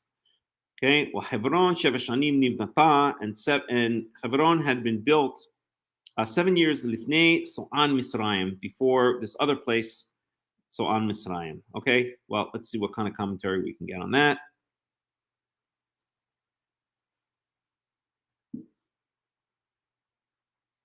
Oops, oh, this is a bit jumpy here. Okay, verse 20, we read this already. Speaking about taking the fruit of the land, the notion that strength is required to take a sample of the fruit of the land is the first hint that the fruit is preterally heavy, just as the inhabitants are preternaturally large. The hyperbole or legendary indication of verse 23 is that a single cluster of grapes is so heavy that it requires 2 men to carry it. Okay, well, I interpreted it differently, but I guess that also makes sense, maybe more sense in my interpretation, which it doesn't matter. Okay, offspring of the giant. The second Hebrew term here, Anak, is understood by modern translators to be an ethnic designation, the Anakites. The words of the scouts, however, in verse 33 clearly place offspring of the Anak in opposition with the Nephilim, the legendary man-god hybrids mentioned in Genesis 6:1-4. And there's no indication elsewhere of an ethnic group called the Anakites. On the basis of this chapter, Anak in all subsequent strata of Hebrew is standard for the term giant. The legendary scale of the bounty of the land, its fatness, is matched by the legendary proportions of its inhabitants. It should be noted that this representation of Hebron, inhabited by giants, swerves from the depiction of Hebron in Genesis 25, where the local denizens are ordinary and commercially shrewd Hittites. Okay? So on in Egypt, the city is usually defined as Tanis. Okay, fine. We're not going to get into all of that right now. That would get us into biblical archaeology, and I just want to move ahead. Okay, so verse 23. Yavon ad Nahal Eshkol. So they came to the river of Eshkol, or Eshkol literally means, how would you say it? It's like a bunch of grapes. And we're going to see why that's important in a second. Here they just translate it as the river of Eshkol. Everett Fox translates it as the Wadi of Eshkol, or clusters. There we go. So it's a cluster of grapes. Okay. Misham Zimura, and they cut off of there a cutling, I guess you can call it. What do they translate here? They translated a branch. Okay, Zimura wa Eshkol Anavim Ahad. So they cut off Zimura. They translate here as a branch. Let's see how Robert Alter deals with that one. Lizmor means basically to prune grapes. So it means basically like a pruning of grapes. Here they translate as a branch. Everett Fox translates that as a branch. Okay. So Everett Fox says they cut down from there a branch and one cluster of grapes. Okay. Misham Zmura. So Zmura they're translating as branch. But I think a better word would be, I don't know. Okay, I guess branch works. Veshkol anavim, and a cluster of grapes, right? Like just a bunch of grapes. Okay. Ahad, ויסעו במות בשניים, and they carried it with a mot is like a bar or a log or something like that, a pole they translated here, okay? Bishnayim. So they carried it, so two people were necessary to carry it. They carried it, or two people carried on a pole, right? And we have this famous picture. Let's see if we can find it. And again, let me just get here. They had to carry it on a bar held by two, is how Everett Fox translates that. Bore it on a pole with two men is Robert Alter, okay? And we have, let's see if we can get that famous picture. Two spies carrying grapes. There we go. That kind of thing. Okay. You get the idea, right? Hello, why is it not showing up better? Shoham, can't do that.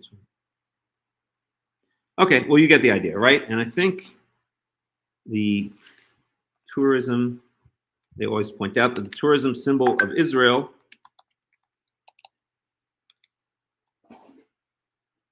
is that, okay? So this says here, Misrad Tayarut, which means the office of tourism, or the Ministry of Tourism, right? And that's the symbol, or that's the logo of the symbol of tourism, okay? And we could see again, it's that it comes from this exact verse right here, Numbers 13, 23. The two spies, or the two men, two of the spies, carrying this cluster of grapes on a pole, okay? So that's that. There we go. Let me refresh this page. Okay. I don't know, that's not coming in clearly, but okay, whatever. Let's try it one more time.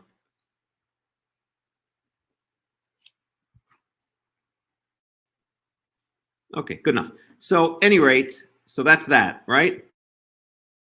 That's the grapes. Okay. And they took also pomegranates, and they took also figs. Okay. These again, all three of these, the anavim, the rimonim, and the te'inim. This little kitten we've adopted is driving me crazy. What are you doing, little guy? Here, you can stay on my shoulder. Okay. Okay, I have an assistant Chacham here. Chacham, this is Chacham Shoham. Okay, so umina rimonim, umina te'inim. They also took they took pomegranates, and they took figs. Grapes, pomegranates, figs. These are three of the 7 species that are, quote unquote, the 7 species of the land of Israel. Okay, the others being chita, seorah, being wheat, barley. These 3, that makes 5, and then we have dvash, which is honey, and then we have te'inim, and we have dates. Okay, so, and then and that place they called the river of clusters river. Okay, the same thing that they just taken. They took a cluster of grapes, and they called that place Cluster River.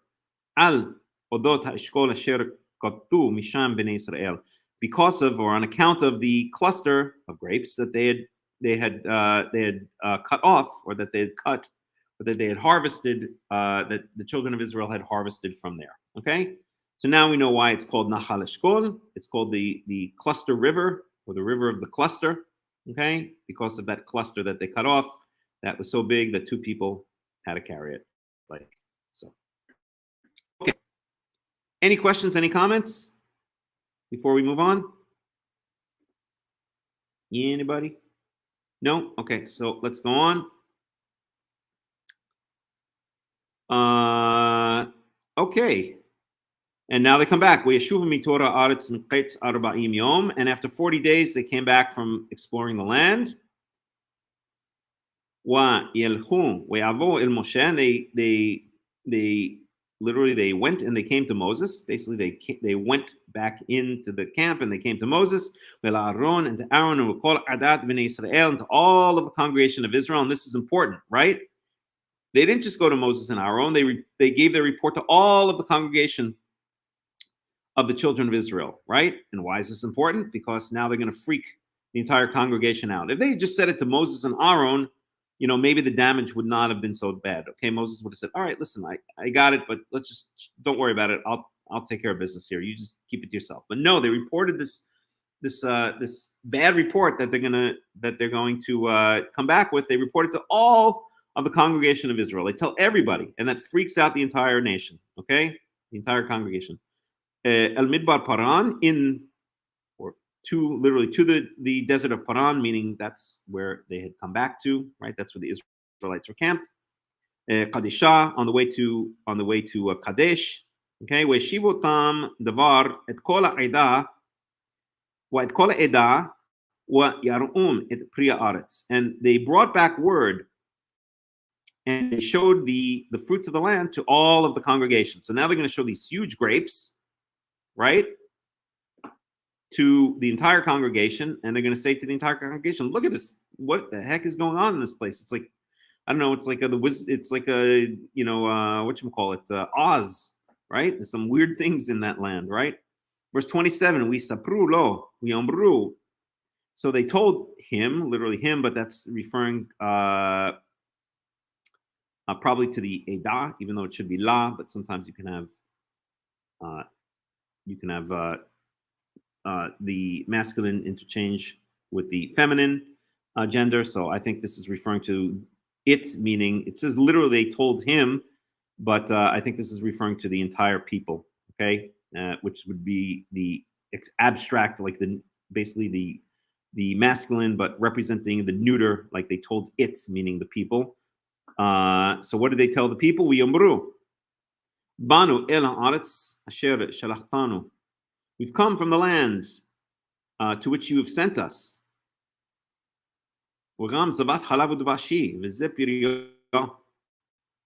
And indeed, I guess maybe it is to Moshe. 1 second. Okay, maybe this is referring to Moshe. Because then it says, we've come from the land to which you sent us. Well, who sent them? It was really Moshe who sent them. So maybe it's referring to Moshe and the rest of the people. Okay, v'gam zavat halav u'devash. And indeed, it is a land flowing with milk and honey. Wazepirya, and this is its fruit. Okay, so it's a good land, and the proof is, look at this fruit, man. This is like, have you ever seen anything like it? It looks like apples that you would find in the supermarket in the United States of America after they've pumped them up, with chemicals for about 100 generations, right? These grapes are out of control, right? But we have some good news and we have some bad news, okay? That's the good news. It's a land flowing with milk and honey. And look, here are these big, huge fruits. Verse 28, Ephes, ki az ha'am, but the people there are strong. The people who dwell in the land are strong. And the cities are large, and the cities are fortified and very large. And the offspring, the descendants of the giants, we saw there. Okay, Amalek Yoshe ba'aretz. Amalek dwells in the land. We know that from when the Israelites fought Amalek, right? They came down out of the land. Be'eretz HaNegev, they dwell in the land of the Negev. And the Hittites and the Jebusites and the Amorites dwell in the hill country. And the Canaanites dwell on, okay, Al Yad HaYarden, and in the region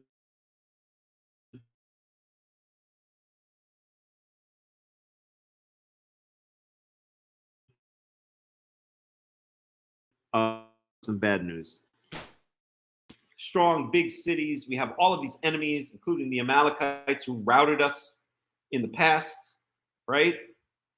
That dwell in the land, all of these enemies that hate us, and so not so good. Okay. Alrighty. Shabbat shalom, Martha. Hello, Martha. Shabbat shalom. Nice to see you. ויחס כלב את העם אל משה, ויאמר, עלו נעלה, וירשנו אותה, כי יכולנו חלה. And so Kalev, Yahis, basically, I guess you can translate it as quieted down or settle down or cause the nation to have pause. Let's look that up for a second.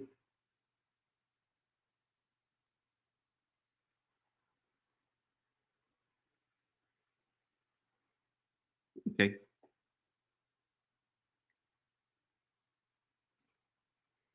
To be silent.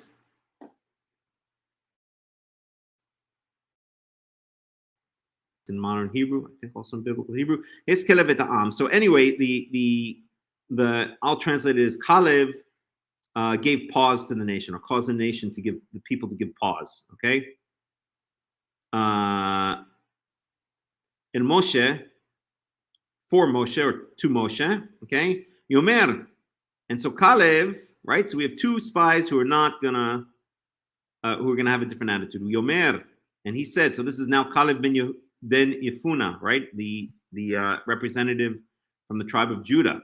Yomer, Allo, Na'ale, Uyarashnu, Uyaroshnu, Ota, Ki Yecholnu Chala. Ale Na'ale, let us most certainly go up, or we can certainly go up, right, into the land. And we can take it over. We can conquer it. Because we could certainly conquer it. Okay? And we have here again, we have here yachol nuchal. We have repetition. Repetition, as I say, I guess pretty much every Torah study at this point, repetition means emphasis, right? They usually translate it as a certainly or surely or of surety or usually something like that. But it would be like saying in English, it's not hot today. It's very, very hot, right? Here it's na'ale, alo na'ale. Literally, go up, we will go up, or we will go up, okay? Or we can go up, right? This repetition in the Hebrew means emphasis, right? So again, to translate is we can certainly go up, and take it over. Again, repetition, because we could certainly conquer it. We can certainly have power over it, okay? So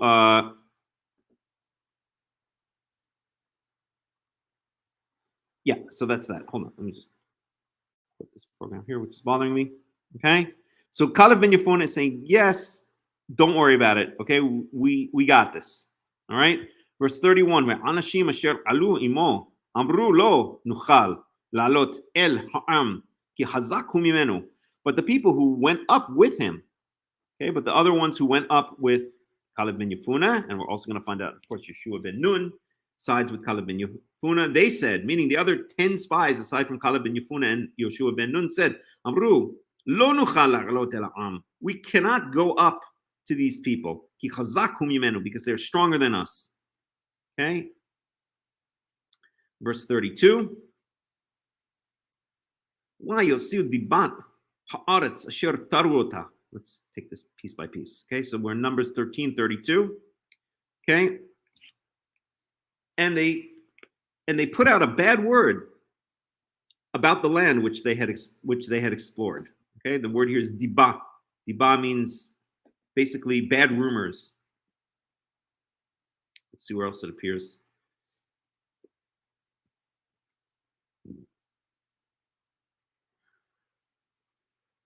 So famously, it appears when Joseph is sent out by his father to check on his brothers who are shepherding the flocks, and he comes back with a bad word about them, right? So this leads ultimately to Joseph to the brothers deciding to sell Joseph or to throw Joseph in the pit and have him sold to and ultimately have him sold to wandering Ishmaelites, right?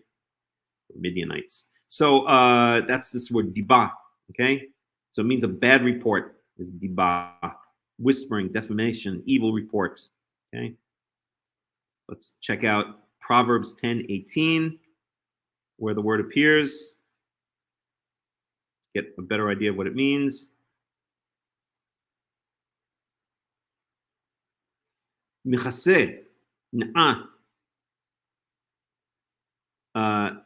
sifatei shaker, umotzi diba, chasil. Okay, anyone who covers up, I guess you can call this as anger. They translate here, they translate here as hatred. Okay, anyone who covers up anger or hatred with lying lips, umotzi diba, or who lets out a bad word. They translate it, utters slander. Hu chasil, he is a fool. Okay.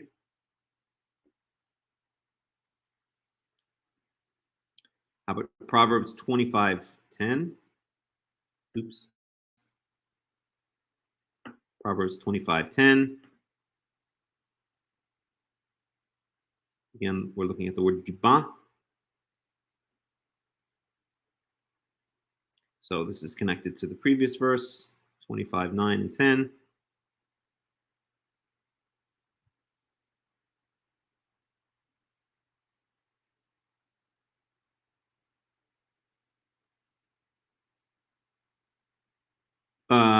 Maher pen mat seba acharita. Okay, we'll start here. If you have a fight with your neighbor, with your fellow man, nonetheless, do not reveal his secret. Pen yechasadecha shomea v'dibatcha lo tashuv.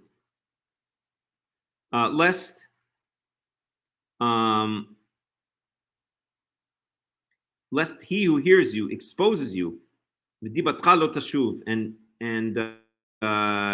and he, I guess, returns a bad name upon you. It's a bit confusing Hebrew bit there, but we'll leave it at that. Okay. So again, bad word or bad name. Okay. So that's exactly the kind of thing that the other 10 spies brought back. Okay. They brought a bad report.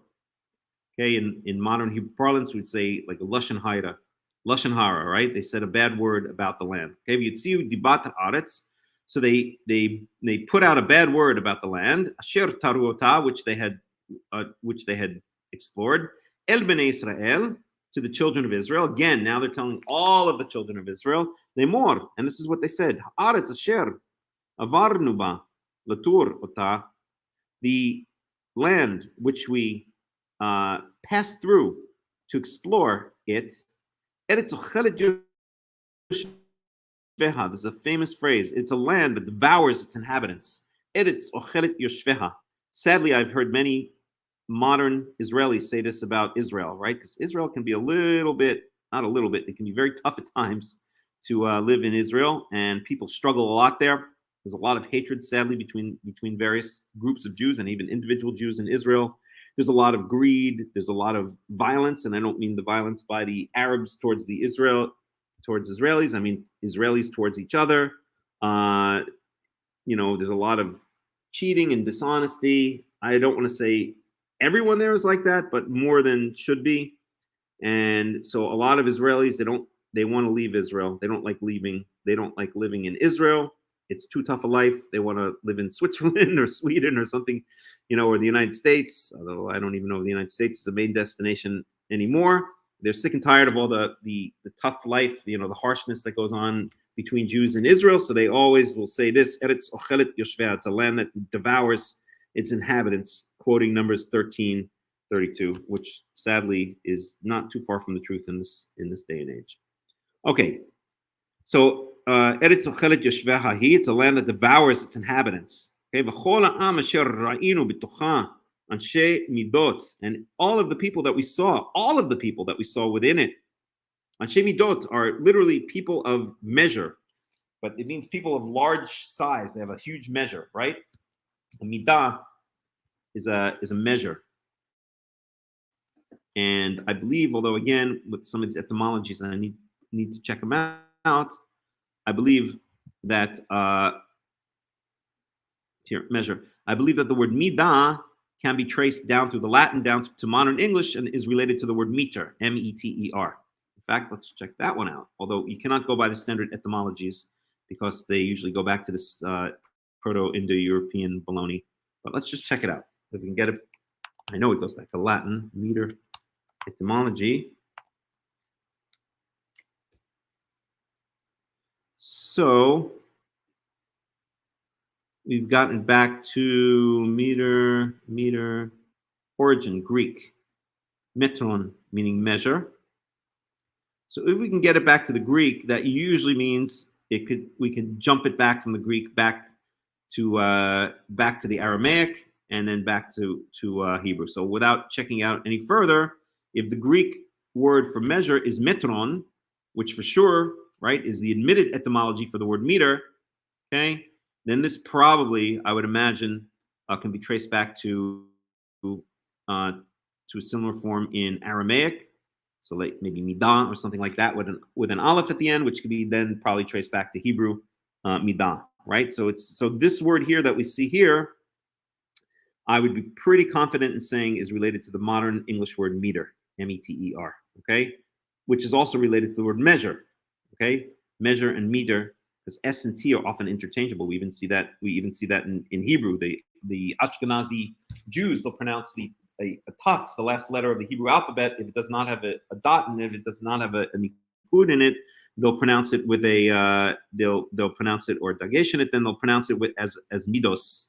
So the Ashkenazi Jews would pronounce this as midos. So s and t are interchangeable. We see a lot of that in between Hebrew and Aramaic. So for instance, the Hebrew word for bull is shor.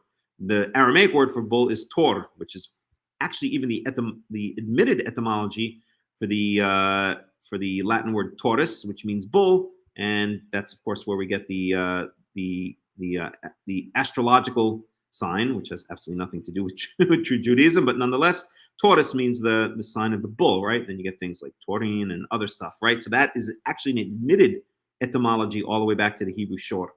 But we know that the s sound and the t sound and the th sound could be interchangeable. So here midot actually would be the d, which is like a p. So even d and z could be added to that. D, z, t, sh, s are all somewhat interchangeable. So this could be mizot, and that could be easily measure. Okay. So the modern English words meter, measure are I would pretty confidently say related to this word here, midot.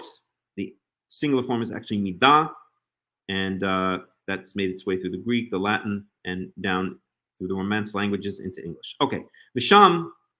So nonetheless, Anshe midot, these are men of measure, meaning the giants. That's what they're talking about here. Visham ra'inu et nifilim b'nei anak mina nifilim wanihi ba'anenu ki chagavim w'chein hayinu ba'anehem. Okay, and there we saw the nifilim, the children of the descendants of the Anak, the descendants of the giants, b'nei Anak, mina nifilim, and the children b'nei Anak mina nifilim. I guess that is trying to say the giants who were the descendants of the Nephilim. So they saw the Nephilim and the giants who were the descendants of the Nephilim.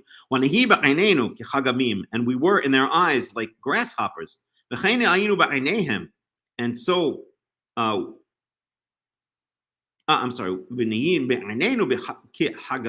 We were in our own eyes like grasshoppers. We saw ourselves as grasshoppers, and we were so in their eyes, right? Compared to them, we were like little grasshoppers. Okay.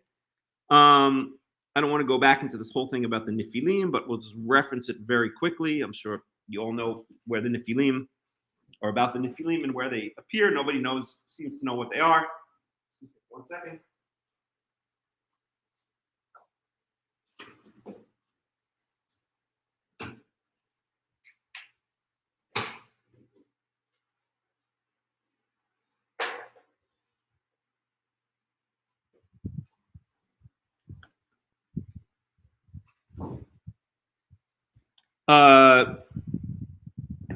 But the Nephilim first appear here in Genesis chapter 6, verse 4.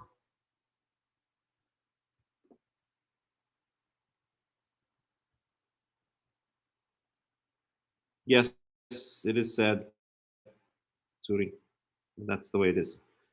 So Genesis 6:4, right? We'll just read the English here. There were giants in the earth on those days, but the translation is giants, but here it says Nephilim, right? There were Nephilim in the earth in those days. V'gam acharechen,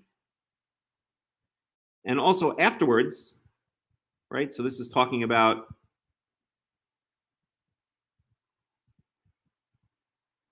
right before the building of the ark, okay?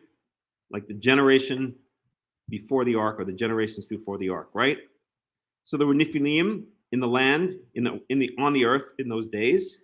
The Gam acharechen, and also afterwards, meaning after the flood, is I believe what this is referring to. Okay? Asher yavo b'nei Elohim el benot Adam. Since the sons, literally it says the sons of God came unto the daughters of man, right? So again, this seems to be, well, how did Robert Alter put it?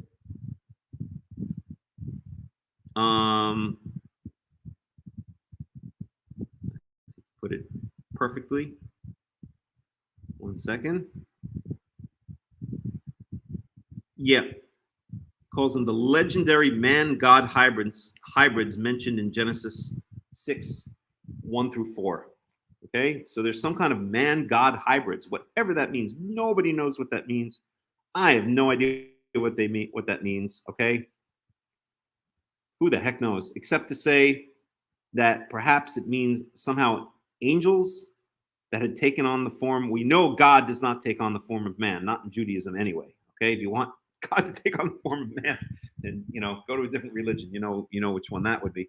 But God certainly does not take on the form of man. So when it says B'nei Elohim, when the sons of men and the sons of God came unto the daughters of man, the best explanation that I can come up with is that we're talking somehow about angels, right? Angels that had taken on the form, because we do know that angels will take on forms. We see this will take on physical forms on the earth. We've seen this many times. For instance, when the three angels came to visit Abraham in his tent, right? So that's the best guess I can say, is that it's some kind of hybrid. It's some kind of offsprings of angels that took on physical form on the earth, and male angels and female female human and female humans and girls, human girls. Okay. I wonder what Robert Alter says about that one, just out of curiosity, because he's usually pretty good. So let's see. That's Genesis 6:4. Just out of curiosity. Let's see what he has to say.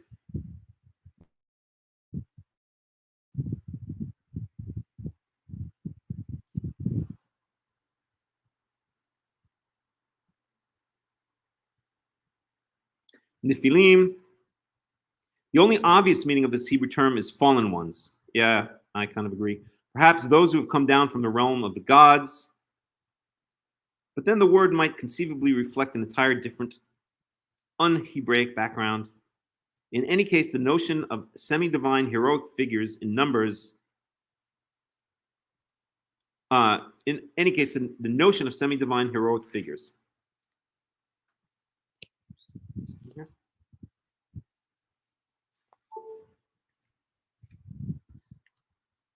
In Numbers, the Nephilim are thought of as giants who are offsprings of miscegenation between gods and women. Again, touches on common ground with Greek and other mythologies. Okay, and that's when they came unto the daughters of men. That is entered. Okay, it involves a more direct reference to the mechanics of the sexual act than to know, and thus has a more carnal coloration, but at the same time seems to be perfectly decorous. The English entered would be too clinical, and in any case, the Hebrew idiom refers to the whole act of intercourse, not merely dependent. He's trying to explain why he translated come unto as come to bed with it. So this is irrelevant, really. Of the three expressions you want to know and align with, one is with a woman. Okay. And then Hebrews of yore. So this is also in. This is talking about this part of the verse, Genesis 6:4. V'yaldu lahem, and they gave birth. And they themselves gave birth to her. They gave birth for themselves to Hagiborim. Giborim means, like, usually translated as mighty men or heroes. Asher me'olam anshe Hashem, who were from way back, or from stretching far back, were anshe Hashem, literally men of name, men who were known. Okay, famous people, or where they translated old men of renown. Okay, so that's what we have about the Nephilim. Okay, and the Anakim. Let's see where the word Anak first appears. So the first time the word Anak appears is actually here in Numbers 13. Okay, so we never have this word Anak before, but here we're told in Numbers 13. Okay, and specifically Numbers 13:22. Okay, Yelidei Anak. So we're just told they're the descendants or the children of the Anak, of the giants. And then it appears again in 28.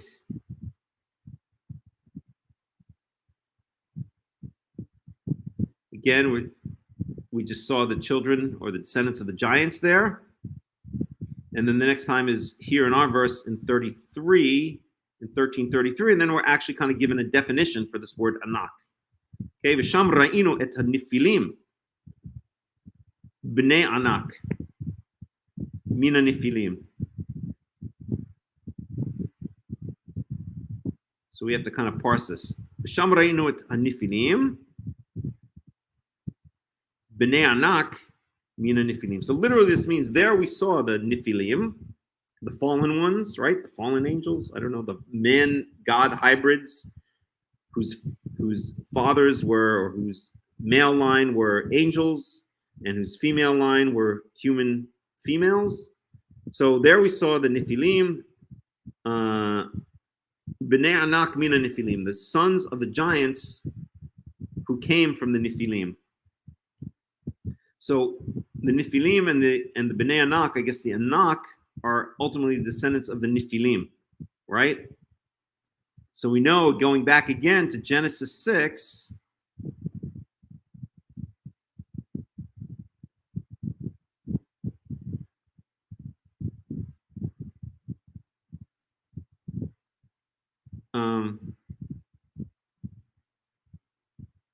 one second.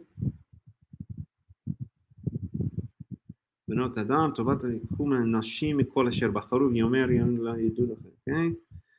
הנפילים היו בארץ בימים ההם, וגם אחרי כן יבואו בני, כן, אשר יבואו בני. Okay, so I guess chapter 6, verse Genesis 6:4 is basically saying that the Nephilim were the offsprings of these, we'll call them fallen angels, and fallen angel males and human females.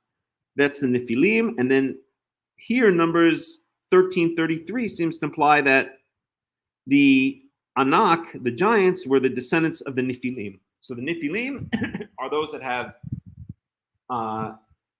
these god or these angel / female hybrids, these male angels / female human hybrids, and then eventually their descendants become the Anak, and they're big, right? And I guess maybe the implication is that the Nephilim then continued to mate with other human beings. So maybe they, over the generations, their size went down, but they were still large enough to become the Anak. Okay, so the Nephilim were the descendants of, my dad is an angel, my mom is a regular human female. I'm a Nephilim. My descendants are eventually the Anak. That's what it seems to be saying, but it is, of course, Shia's phone number. Yeah, I can do that. I can definitely do that. I will do that. Suri, if you're still there, can you text me? Just text me on the phone number, and just say and just tell me there so I don't forget. Okay. So that's what it seems to be. Okay. And so we saw ourselves as grasshoppers in their eyes, and so we were in their eyes. Okay. So basically, really bad news. These 10 spies are freaking out. The rest of Israel, the rest of the children of Israel, the rest of the congregation of Israel, and so far we haven't heard anything about Yoshua, about Joshua's report. But Caleb is basically saying, "Don't worry about it. Yeah, maybe times are tough up there, but we can do this. God is on our side, right?" That's what Caleb says. Let's review again what Caleb says. Where was that? Here it is, verse 30. Let's go up and take over the land, or we can go up and take over the land, and because we can definitely conquer these people. We can definitely conquer it. Okay, that's what Caleb says. Don't worry about it. Okay, but the other 10 spies are freaking everyone out at this point. Okay, all right. That's the end of Numbers chapter 13. Let's go on to Numbers chapter 14.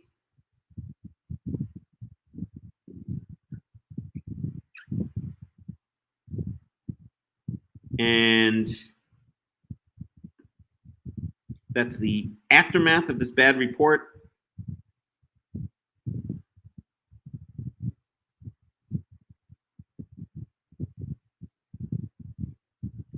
Okay, so we're now in Numbers chapter 14. So any questions, any comments so far?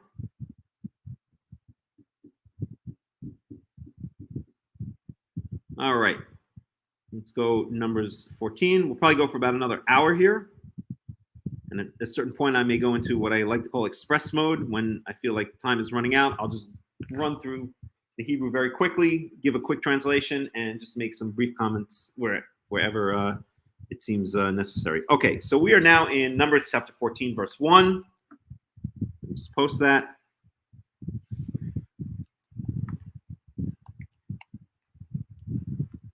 Numbers chapter 14.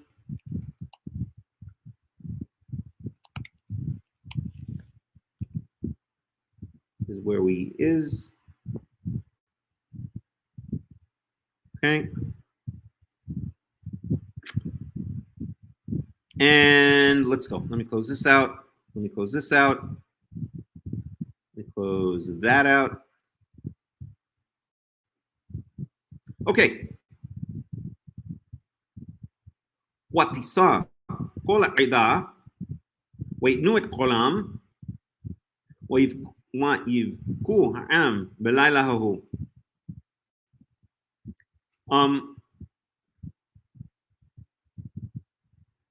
So watisa kol ha'ida ויתנו את קולם. So basically, all of the congregation raised their voices, right? They started crying out, vivchu ha'am b'layla hu, and they cried throughout that night or during that night. Okay, so now the people are raising their voices, they're making a ruckus and crying, right? Okay, and of course, what else are they going to do but complain? Wa'ilonu al Moshe wa'al Aharon kol bnei Israel. And all of the children of Israel complained to Moses and to Aaron, Yomer elehim, and they said to them, in other words, the children of Israel said to Moses and Aaron, Kol Edah, the entire congregation said to them, Lu matnu ba'eretz Mitzrayim, if only we had died in the land of Egypt, or b'midbar, or in the desert, Hazeh, or in this desert, Lu matnu, if only we had died, right? So here we go again, right? They always, the children of Israel, they really know how to piss off Moses, Aaron, and especially God. They know exactly what to say to really stick it to them, right? To really piss them off, okay? And they've done it once again. It's just like if you ever lived in Israel or among Jews, nothing has changed in 3,000 years, I'm sorry to say, okay? These people know exactly how to piss you off. They know exactly what to say that you want to punch them right in the nose. Okay, and that's pretty much what God does. Okay, and I say that as a Jew, of course. ולמה יחווה מביא אותנו אל הארץ הזאת לנפול בחרב? Why? And why is Yahweh brought us, or why is Yahweh bringing us to this land to die by the sword, to fall by the sword? Nasenu, nashenu v'tapenu, labaz. Our women and children will be the spoils of war. Will be despoiled. Halot tov lanu shuv mitzrayim. Isn't it good, or isn't it better for us to return to Egypt? Oh my God! Talking about, I mean, if you were God, right, and you've done all you've done for the children of Israel, right? You saved them you brought them down to Egypt to save them from the famine. You protected them for hundreds of years while they were down in Egypt. You brought them Moses to lead them out of Egypt, out of the land of Egypt. You destroyed the firstborn of the Egyptians and saved all of Egypt and led them out from the house of slaves out into the desert, and appeared to them in person and made a special covenant with them that you've made with no other nation ever in the history of the world, and never will make with another nation ever again in the history of the world, besides that special covenant with the nation of Israel. And now this is what they say. I mean, it's really, I mean, talk about ungrateful, right? And talk about a lack of faith. And that's really what's underlying this whole thing here, is this lack of faith. This lack of faith that is, it's almost like, you know, when people sow fear in other people, and those other people, they, you know, they're just affected, it becomes infectious. Well, these 10 spies that didn't have the proper faith in Yahweh, they come back and they just sow this fear among all the children of Israel. And these are the results here. Okay, this is the result here. Okay, verse 4. Ish elahau. And each person said to his fellow man, to his kin. Basically, they all said to each other, let us appoint a leader and return to Egypt. Right? So they're so scared. Now these 10 spies have freaked them out, right? And you can't only blame the 10 spies, because if the nation of Israel, they should have at this point had great faith in Yahweh. They should have great trust in Yahweh, because they've seen with their own eyes, right? Yahweh spoke to them directly on Mount Sinai about a year ago, right? Less than a year ago, or right around a year before this incident. Spoke to them directly, right? You saw what I've done to you, for you, Yahweh says, right? These people know, they saw God with their own, well, they didn't see God with their own eyes, but they heard God's voice on the mountain. They saw God coming down in the smoke, with the fire inside the smoke, right?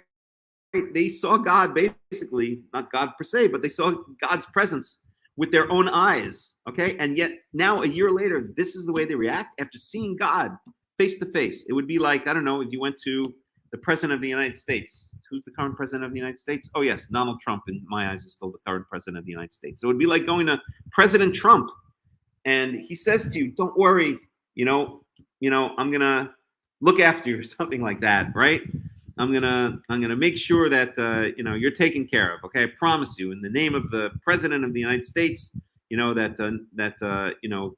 know, whatever, I'll make sure you're taken care of, right? And then a year later, you're like, I don't, you just completely forget what you've been told, and it's as if it never happened, right? Well, that's what's happening here, except infinitely greater than that, because God himself came down and spoke to these people, and now they completely forget. They just forget as if it never happened, right? They've completely lost faith in the God that they spoke to, basically face to face, when he came down on Mount Sinai, almost face to face. Only Moses speaks to them face to face. Verse 5: and Moses and Aaron fell upon their faces before all of the gathering of the congregation of the children of Israel, right? So kahal means a gathering. They should translate it. Let's see how they translate here. Assembly.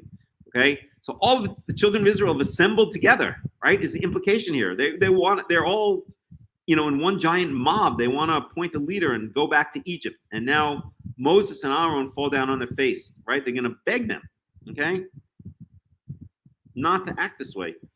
Wa Yehoshua bin Nun wa Chalev ben Yifune min Atarim et Haaras And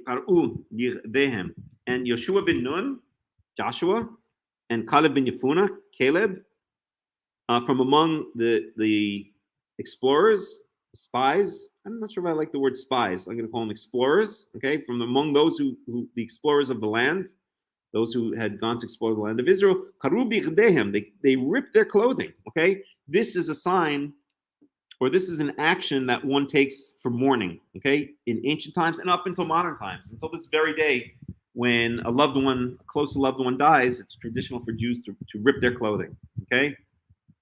So they rip their clothing. Why are they ripping their clothing? Right? Because they know that this is not going to end well. Right? That the consequences here are going to be horrible. They're mourning for the children of Israel, in a sense, right? Because they know the punishment is going to be harsh because of this complete lack of faith that the children of Israel have in Yahweh. Shabbat Shalom, Itan Avior. All right, let's get rid of this. Okay, verse 7. وَيُبْرُوا el kol adat b'nei Yisrael lemor. So they said to the entire, so this is Moses and Aaron now speaking to the children of Israel. Haaretz asher avarnu ba latur otan tova haaretz me'od me'od.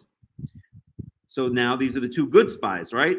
Joshua and Caleb, and they say, the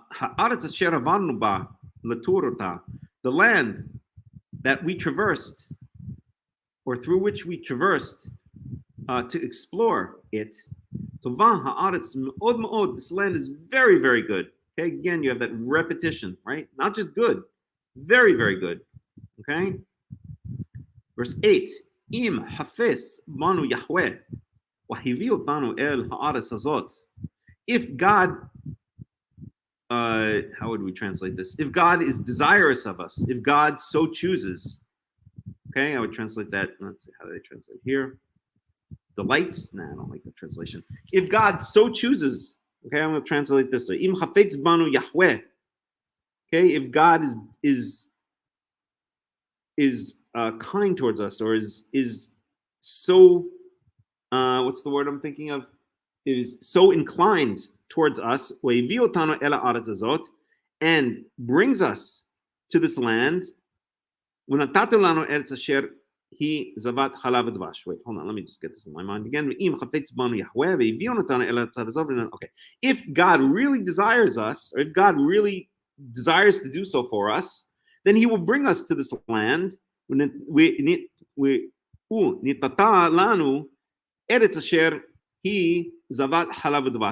will give it to us, a land which is flowing with milk and honey, right? So again, the Caleb and Joshua and Caleb are reminding everyone that it's what they said before, what Caleb said in Numbers 13, right? That you could see the same thing that the other 10 spies saw, but come to completely different conclusion, right? The facts could be the same. Joshua and Caleb saw exactly the same thing that the other 10 spies saw, but because of their attitude, because of their underlying heart, they had a different heart from the other spies, right? They had trust in God, trust in Yahweh, so they came to a completely different conclusion based on the same facts. And that really is the lesson that we see here. It shows us, I want to go even further than what I said before. It shows us that intent matters, at least in the eyes of Yahweh, right? I've been saying this now for years, maybe decades. Okay, the crime of the 10 spies was not that they drew incorrect conclusions based on the facts.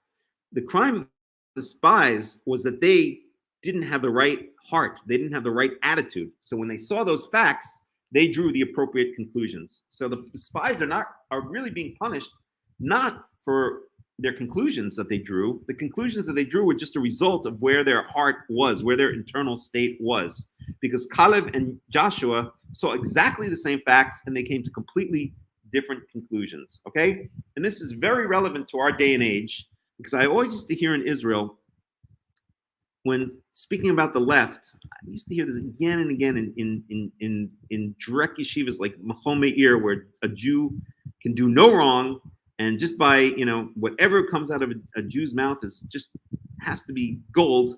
Okay, that I always used to hear this about the left, which is really like a fifth column within Israel, not completely, but many of them are, right? That you can't blame them for, let's say, signing the Oslo Accords or making peace with the Arabs, because they're just, that's just the conclusion they came to. They mean well. This is the right way they see, and we just have to accept that they really mean, in their mind, this is what's best for the nation of Israel. Okay. Well, I always say, and I say to this day, look at the lesson of the spies. The 10 spies mean well. They're not trying to hurt Israel. In their eyes, they're trying to save Israel. They really believe that if Israel goes up, then they're going to get slaughtered by the giants and by the other inhabitants that live in the land, right? This is what they believe. So they believe, the 10 spies believe they're protecting Israel, right? And in their eyes, probably Joshua and Caleb are nuts. What are these lunatics? What are these religious fanatics think they're just going to go up there and take over the land? What are you talking about?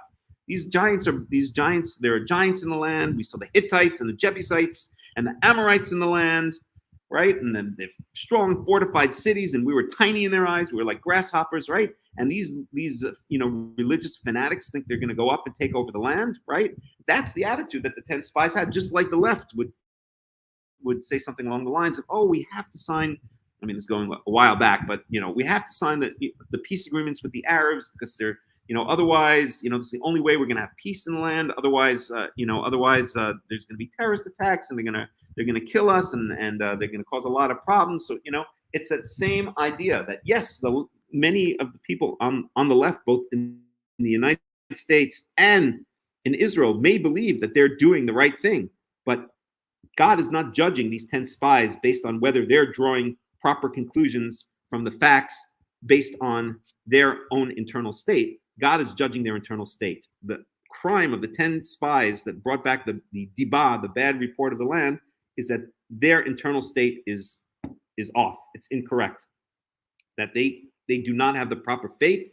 They do not have the proper trust in Yahweh. So therefore, the facts that they see lead to the conclusions that they draw. Whereas Joshua and Caleb, they have a different heart, right? They have trust in Yahweh. So when they see these very same facts, they come to a completely opposite conclusion. And so therefore, this teaches us that at the very least, maybe in courts of law, we can only judge based on the facts, right? On the evidence, but that Yahweh, and I think even us, when we're judging other people, we can judge, but certainly Yahweh can judge based on the internal heart, the internal state of the internal attitude of the person. And that is really what the crime of the 10 spies were. They did not have the proper attitude, and that's why they came to these conclusions. They were still happy being slaves. They had a slave type attitude. Yeah, maybe. Okay. But this is really what a person of faith would say. Im chafetz banu Yahweh, if God so desires for us, okay, if God likes us, then he'll bring us to this land. And he'll give us this land which is flowing with milk and honey, right? That is what a person of faith would say. Okay? Verse 9, Yahweh al timrudu, but do not rebel against Yahweh. V'tem al tiru et am haaretz, and you.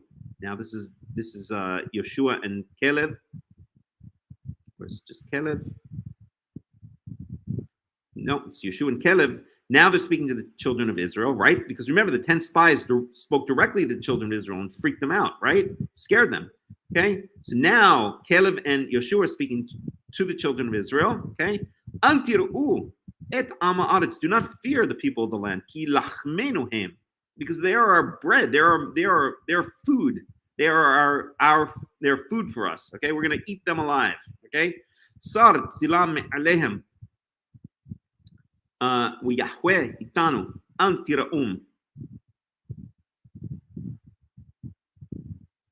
Okay, sar tzilam. Sar lasur means to retreat. Tzilam Latzil means to save or to protect. So their tzilam, their protection, me'alem, their protection has receded from them. Okay, God's not going to protect them. God has taken His protection away from them. Okay, and Yahweh is with us, so do not fear them. Okay, that is the proper attitude to have. Okay, kilachmenuhem, they are our bread. Okay, and lachmenu here it says they are our bread, or they basically are, they're cannon fodder for us, right? We're going to eat them alive. But it's interesting that the word for war is milhama. Okay, milchama, which comes from the same root as lachmenu. Okay, so maybe there's an implication there, right? Ki lachmenuhem, that milchama means you when you go out to a milchama, it means you go out to a devouring of the enemy. Okay, I would want to look up what the official etymology of milchama is, but the two words are related. Okay, do not fear them.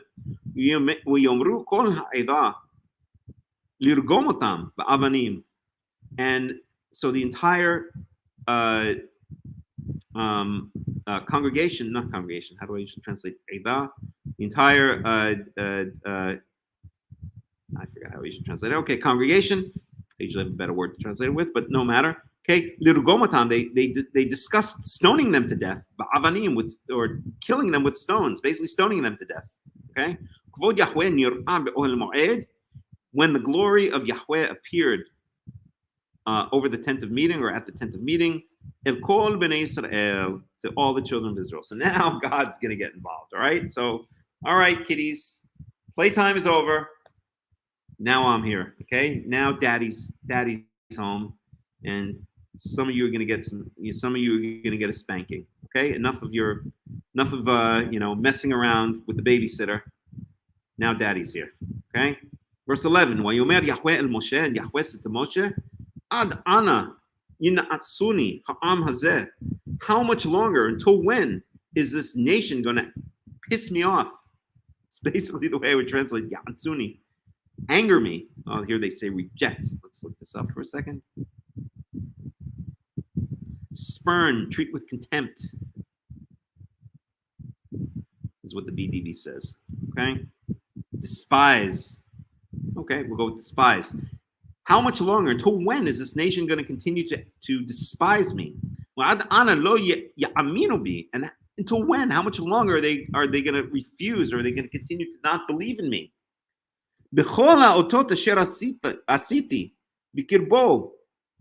Even with all of the signs I made, or I did in their midst, among them, right? That's what we were saying before. God did all of these incredible miracles for the nation of Israel, right?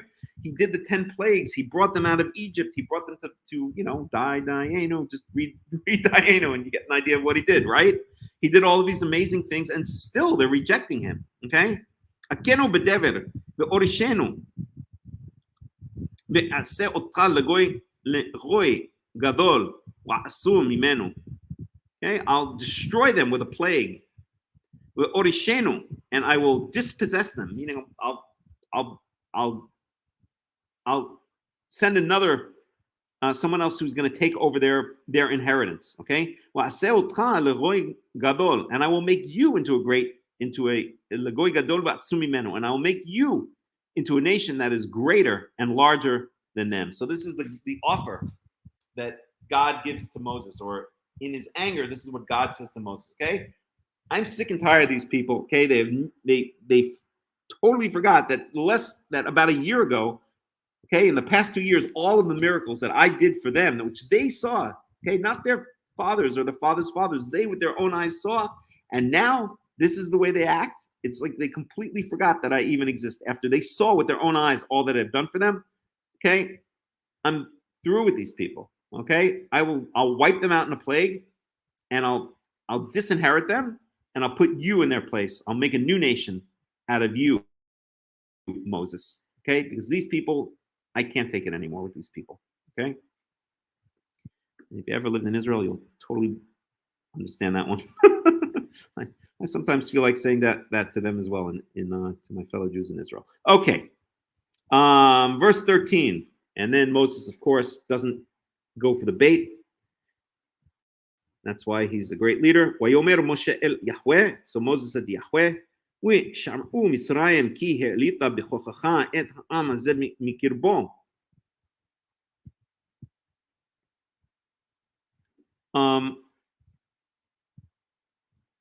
So Moses says to Yahweh. So now Moses, listen, every time we see one of the leaders of Israel, one of the patriarchs, shall we say, argue with God, it's always with logical arguments, right? We could go right back to Genesis, is it 11?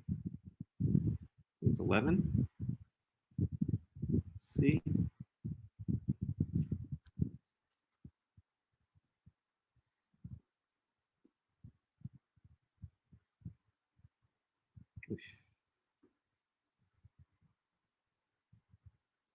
Then this Tower of Babel.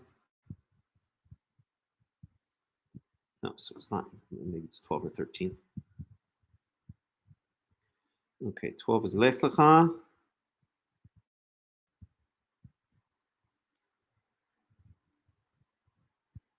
Okay. Oh, okay. I guess I'm off by a couple of chapters. So that's Ben Abitarim is 15, so it's after that. Okay. Wait a second here.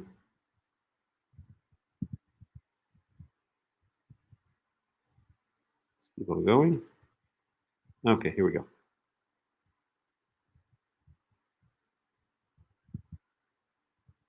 Okay, so this is Genesis 19. Okay, so Sodom and Gomorrah, right? So so Abraham is arguing for Sodom and Gomorrah, right? He doesn't just say, he doesn't just say, "Hey, come on, God, this, I don't want you to do this." He brings logical arguments, right?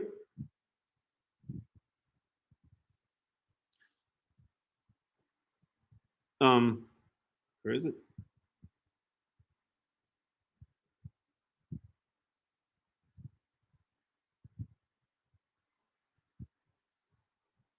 Can't I find it?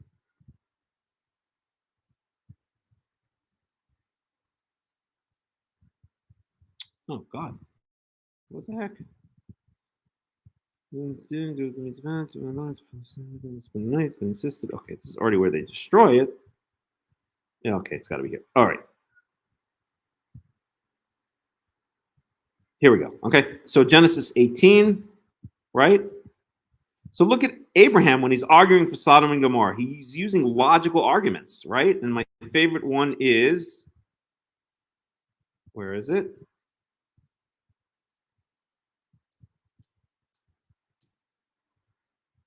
One second. Here, right? Will you sweep it away and not spare the place for this? Where is it? Here. Far be it from you to do such a thing, to kill the righteous with the wicked, treating the righteous and the wicked alike. Far be it from you. Will not the judge of the earth do right? And of course, it's the English is really lacking. Okay, the Hebrew is much better. Let's just read that verse in Hebrew. So that's Genesis 18:25.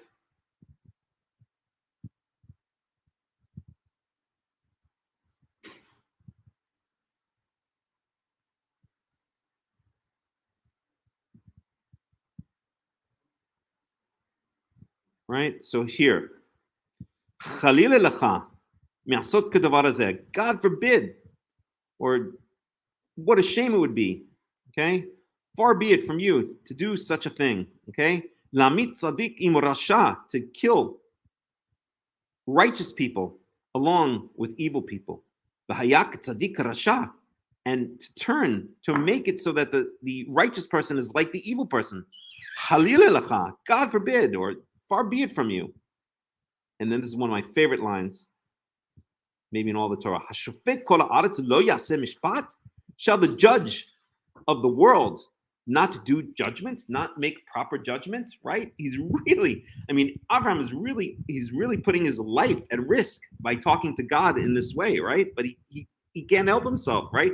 He sees that something is wrong and is even willing to go to fight with God, right? In order to set right what he thinks should be set right, even putting his own life at risk. And you can see that by the language, right? That's why he doesn't say it all at once. Well, I mean, maybe there's other reasons as well. Maybe he's trying to bargain him down. You would at the shuk, right? You don't say the lowest price automatically. You kind of bargain him down. But at any rate, right? Abraham is coming to God with a logical argument why he should not destroy Sodom and Gomorrah. Okay, and we see the same thing here. Moses is not just saying, "Listen, don't do that." Okay. I don't want you to do that. Moses is using logic against God, right? He's basically using a logical argument, right? And it's an amazing thing when you think about it. It's completely different from the way the other nations saw their gods, right? It's completely different from the way that the Christians see their false god Jesus, right? As like some kind of perfected human being who could say no wrong and do no wrong, right? The gods were considered like static and completely perfect, right? You can't argue with God, right? You can't make God change his mind. Well, that's very foreign from the conception of the Hebrew God. Okay, you can argue with God, and God can change his mind. God is in a constant conversation with man, and especially is in a constant conversation with those he's close to, such as Moses, Abraham, Isaac, Jacob, and the entire children of Israel, and I guess the good people in the world as well, right? So that's exactly what Moses does here. He presents logical arguments to God. Okay, and what's a logical argument he presents? Okay.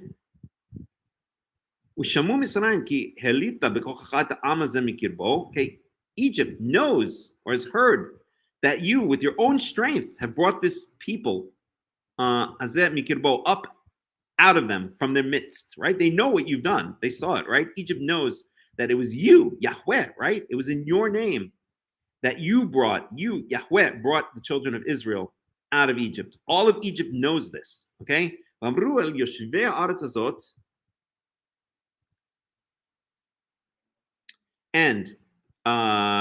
they will say to the inhabitants of this land, okay? One second. Yes, they will say to the inhabitants of this land. So this is Moses saying that the Egyptians will tell the Canaanites, the inhabitants of Canaan,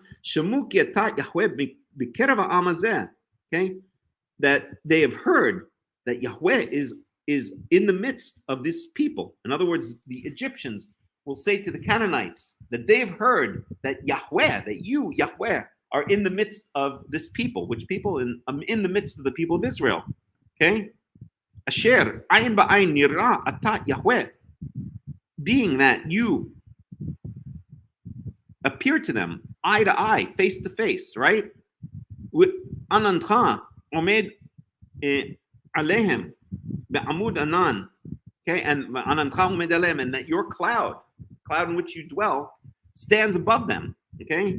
Ube'amud anan ata olech lifnehem yomam ube'amud esh v'layla.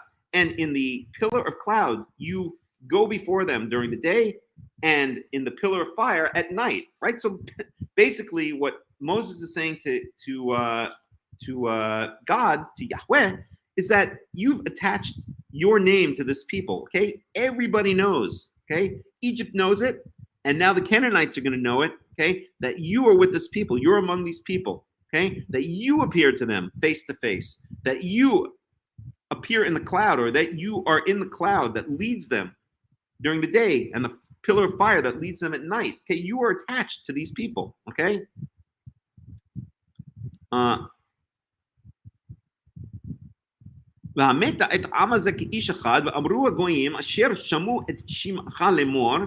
if you kill off these people, if you kill off Israel, okay, like one person, in other words, just suddenly, if you just decide suddenly to kill them off in a plague, then the nations which have heard of your name, heard of your reputation, will say, verse 16, מבלתי יכולת יהוה להביא את העם הזה אל הארץ אשר נשבע להם וישחטם במדבר. Because מבלתי יכולת יהוה להביא את העם הזה אל הארץ, because since it was that Yahweh was unable to bring this people to the land which he swore to them, וישחטם במדבר, that he slaughtered them in the desert. Okay? Well, let's just analyze that for a second, right? So this is the crux of Moses' argument, right? All of these people know that all of the surrounding peoples, the Egyptians know, the Canaanites are going to be told by the Egyptians, okay, that you, Yahweh, are connected to this people, Israel. You are their God, okay? We have our God, the Canaanites have their gods, and Israel, we, the Egyptians, have our God. The Canaanites have their gods, and Israel has its God, and that's you, Yahweh, and everybody knows it. Okay, so if you suddenly kill them off, it's gonna make you look weak. Okay, yes, it's gonna hurt Israel, obviously, but it's also gonna hurt your reputation. Okay, everybody knows it's gonna make you look weak. And all the people are going to say it's because you weren't strong enough to bring them to the land which you swore to them, that you killed them off in the desert. Okay, Moshe really is sticking it to God. He really knows how to make it hurt, right? How to really get at God's essence. Okay, and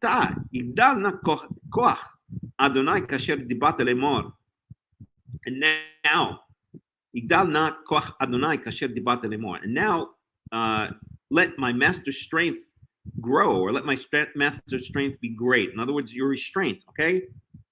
Let your restraint, or let your strength be great. Okay, as you've spoken. Okay, and then we have this phrase which we saw earlier. Okay, and now Moshe reminds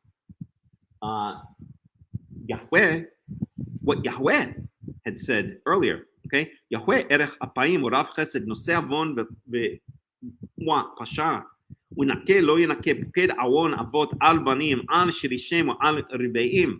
Yahweh is long suffering. What does that mean? Literally it means long of nose, but it means long before flames come out of his nose, meaning long before he becomes angry. Okay, he has a lot of patience. Okay, Yahweh has a lot of patience. Urav chesed, and is incredibly kind, incredibly generous.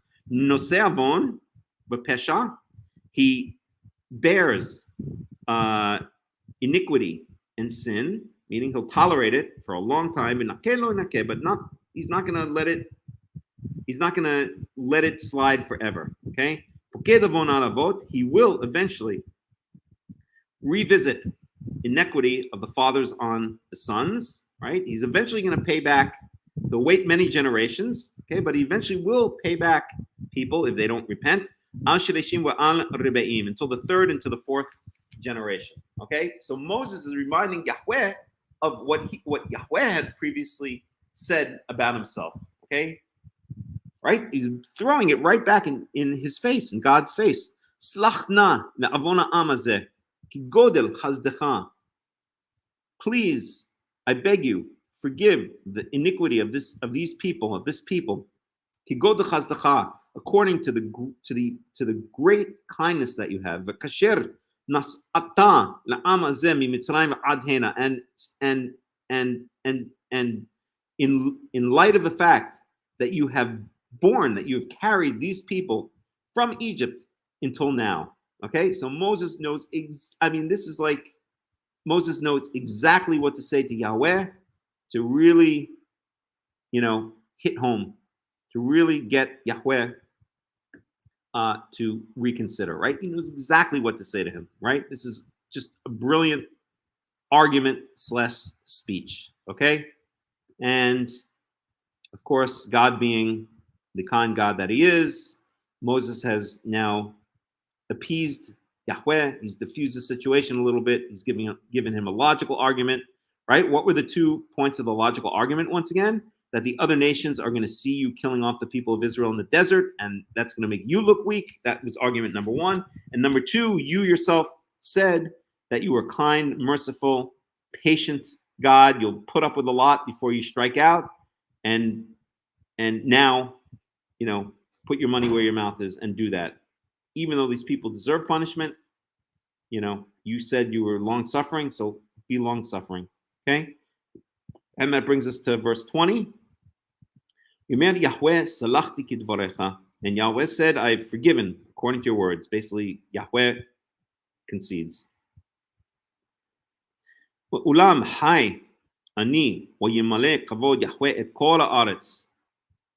And nonetheless, Chai Ani, this is Yahweh's swearing in his own name. When other people swear in the name of Yahweh, they say Chai and then the tetragrammaton. But Yahweh doesn't say that. He just says, in my own name, okay, Chai Ani, as I live. Usually you say, as Yahweh lives. That's the way a swear was. That was the formula for an oath or swear. Here, Yahweh is swearing according to his own name. What does that mean?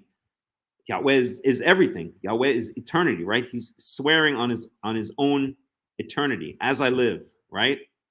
And as the glory of Yahweh fills the entire earth, okay? So this is a big swear. This is like a big time swear. It's bigly, as our current President Donald Trump would say. כי כל האנשים הרואים את כבודי ואת אותותיי אשר עשיתי במצרים ובמדבר וינשאו אותי זה 10 פעמים ולא שמעו בקולי. So this is the swear he makes. All of these people, הרואים את כבודי, who have seen my glory, ואת אותותיי, and my signs, right? All the wonders I've done, all the signs I've done, אשר עשיתי במצרים, which I did in Egypt or upon Egypt, במדבר, and in the desert, and who have tested me, who have tried me these 10 times. And was it really 10 times? Eser pamim, many commentators will say it's a round number, right? Like, I'll be back in 5 minutes. It doesn't mean I'm literally going to be back in 5 minutes. There are certain numbers like 7, 70, 10, 10,000 that are kind of expressions more than actual numbers. So I don't think that it's been exactly 10 times, but these many times, right? These dozen times, you might say in English, right? And who did not listen to my voice, okay? And this is the swear, okay? So now this is actually the oath that Yahweh takes on his own eternity, on his own name.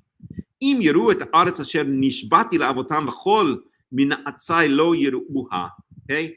They will not, or lest they see the land which I have sworn to the fathers, and all those who have angered me will not see it. Okay, this is the oath. Okay, I swear on my name, says Yahweh, that these people, okay, or I'm not, it's a bad translation. I like better the idea of, okay, you would say something like, if these people whom I've sworn to their fathers that they'll inherit the land, okay, if they see the land, okay, these people the ones who have angered me, then I am not eternal, okay, then I am not Yahweh, okay, I am not Yahweh, the eternal God, okay. In other words, how can I explain it? The way the oath really works is, okay, Chai Ani Yimale Kavod Yahweh et Kol Haaretz, okay. Often they'll translate this as lest they see the land which I've sworn to their fathers. But none of those people who have angered me will see it. Okay, but really it's really saying that if this comes true, then I am not. Then the thing that I've sworn, Hi Yahweh, okay, as I live, is not true. Okay, meaning that if these people see it, then that proves that I'm not the true God. I'm not really an eternal God. Okay, and of course He is the eternal God, meaning they're never going to see it. Like, that's it. Never, ever, ever, no chance whatsoever are they going to see it. If they see it, then that would show that I'm not the eternal God. And since I am the eternal God, they are never going to see it. End of story. Okay, that's not up for negotiation. Okay. And the second part of the swear is وعبدي قالب عقب הייתה רוח אחרת עמו ימלא אחריי והביא אותו עתיב אל הארץ אשר בא שמה וזרעו יורישנה. Okay, but my servant Caleb ben Yefuna, עקב הייתה רוח אחרת עמו, because there was a different spirit within him. Right, we spoke about that before.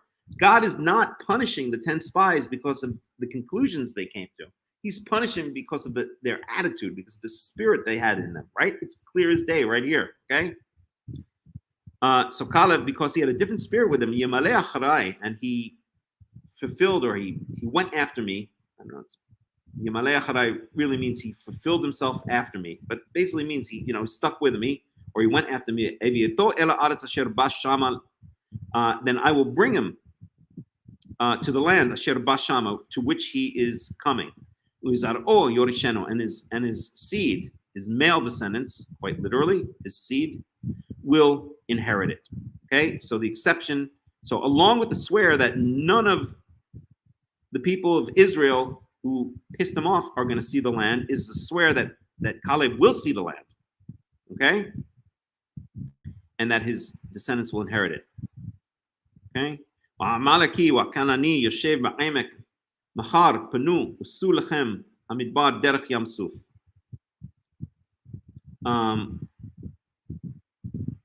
And the Amalekites and the Canaanites dwelled in the valley.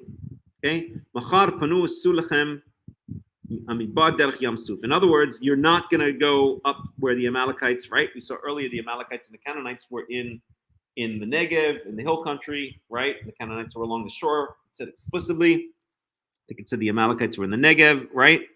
Yoshe Ba'emek, dwelling in the valley. Okay, what valley?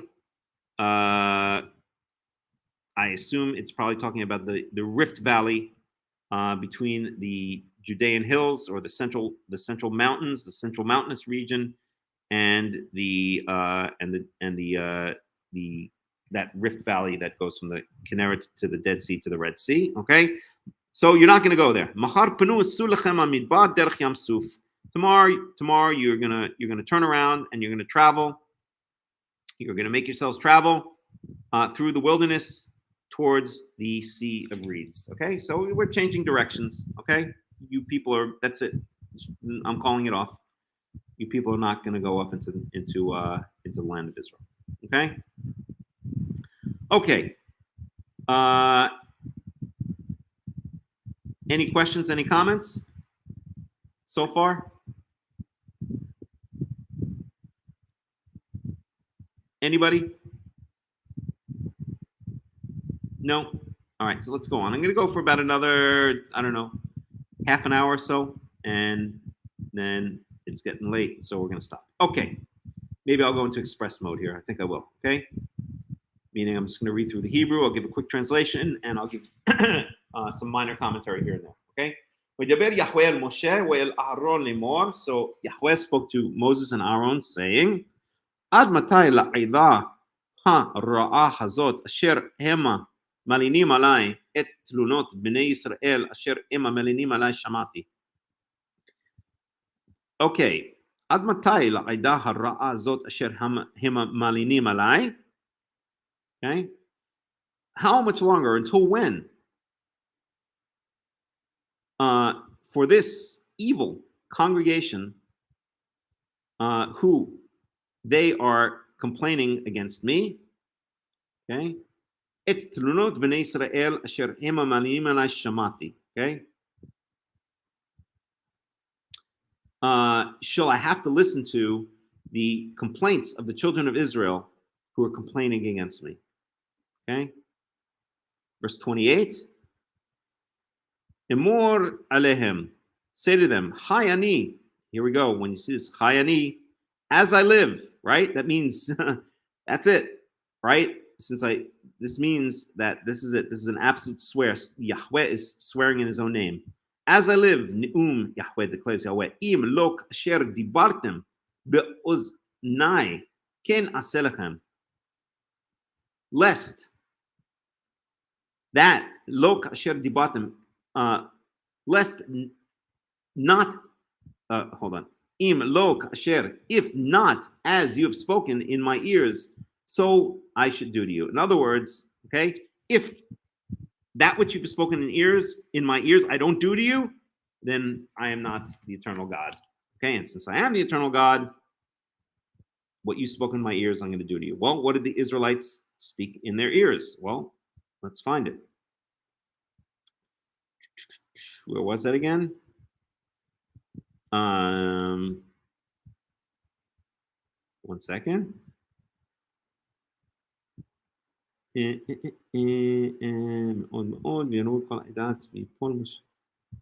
One second. Here. What they say? Lu matnu be'eretz Mitzrayim or b'midbar hazeh lu matnu. If only we had died in the land of Egypt or in this desert. If only we had died. That's what they said. So now God is saying, okay, you be careful what you wish for, because now you're going to get it. That's exactly what Yahweh is saying here. Okay. Where were we?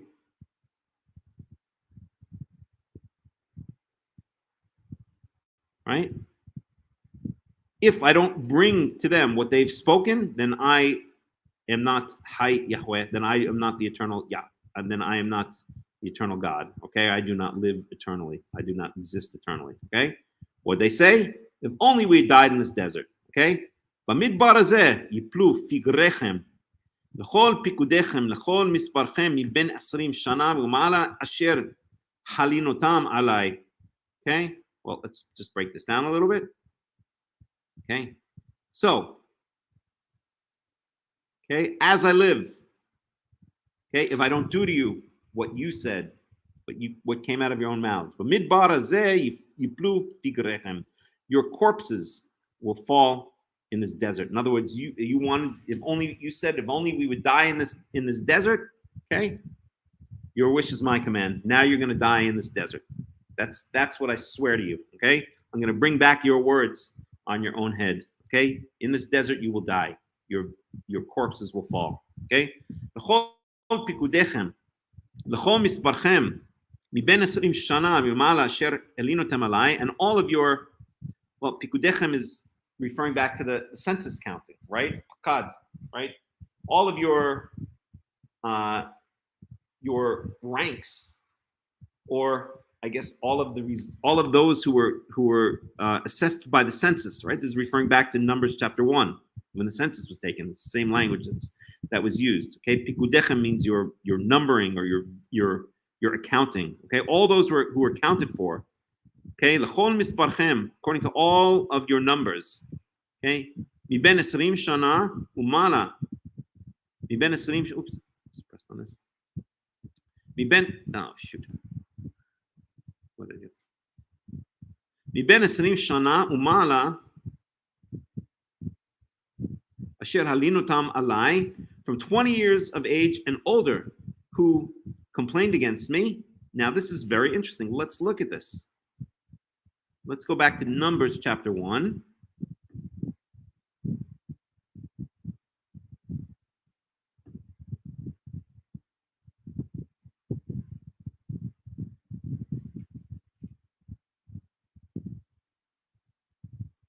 And we'll just look at it in the English for a second. Okay, so no, we better look at it in the Hebrew. Okay.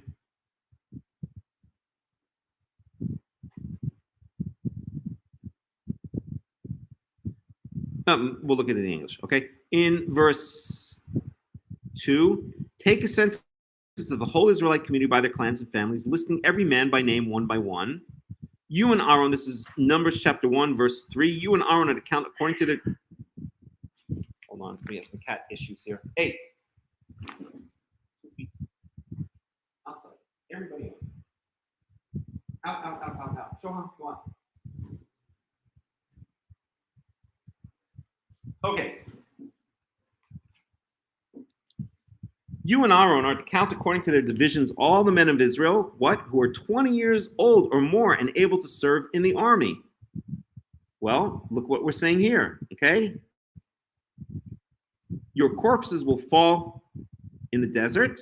Okay, all of your accountings, and all of your numbers from what? From 20 years older and above, 20 years old and above, who have complained against me. It's exactly the same as a census, right? It's like God is bringing that census back on their heads. Here in Numbers chapter 1, God, Yahweh, commands Moses to count the Israelites from what age? 20 years and older, okay? And here, Yahweh says, that count that you did back in Numbers chapter 1, I don't think he called it Numbers chapter 1, but whatever, right? That count that you did back in Numbers 21, when you did the census, Pikudecha means the census, right? The census, the censi of all of, according to all of the numbers, okay?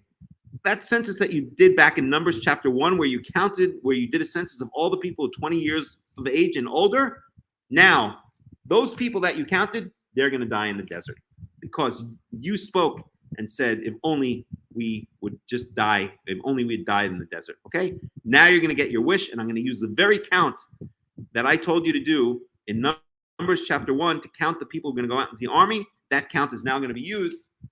That census is now going to be used to determine who's going to die in the desert because you, those very same people, spoke against me. It's just amazing how Yahweh kind of ties everything together. And yes, he's kind and merciful, but when he wants to bring something back upon a person or upon a people, he knows exactly how to do it, right? I mean, if that isn't karma, right?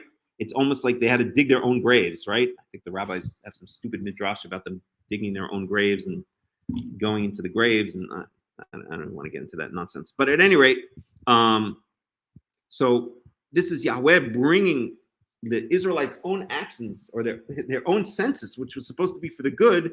Now that they've acted this way, that census is now being used against them, right? They've kind of signed their own death warrant, and they've counted their own people up. That was supposed to be the heads of the army who were going to go in and conquer the Canaanites. And now that census is going to be used to determine exactly who dies in the desert, because they said, if only we had died in the desert. Okay, as you said, so shall it be, as Yahweh lives.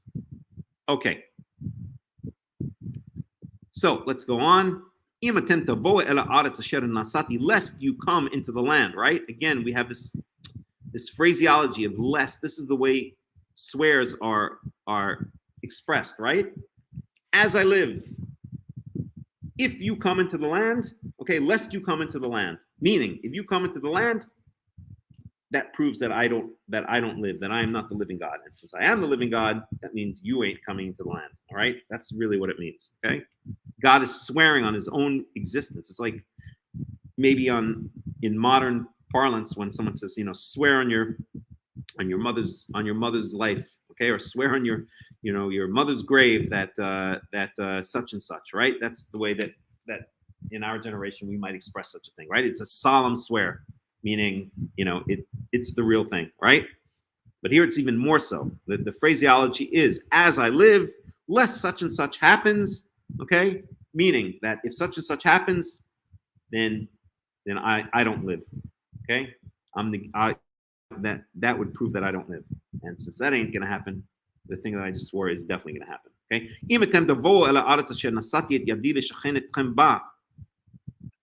If you should come into the land, if you will come into the land, which I raised my hand, meaning raised my hand is again a swear, right? And to this day, right? Raise your right hand and swear, I solemnly swear to tell the truth, the whole truth, and nothing goes, right? It goes all the way back to the Tanakh, to Tanakhic times, right? To the time of the Torah, okay? Raise my hand, that's a euphemism, or that's a phrase that expresses making a vow, right? That I raise my hand, to cause you or to settle you within it. Except for Caleb ben Yefuna and Yoshua ben Nun, except for Caleb and Joshua. They're the only ones, okay, who are not subject to this vow, which is if you guys come into the land, then I don't live. Then I, Yahweh, don't live. Okay? The only exceptions to that are Caleb ben Yefuna and Yeshua ben Nun. Okay, if they come into the land, then that does not disprove the fact that I live. But if any of you other ones come into the land, that disproves the fact that I live, that I am the eternal God, not me. You know what I mean? Okay. Verse 31, and your children, who you said will be despoiled, will be the spoils of war.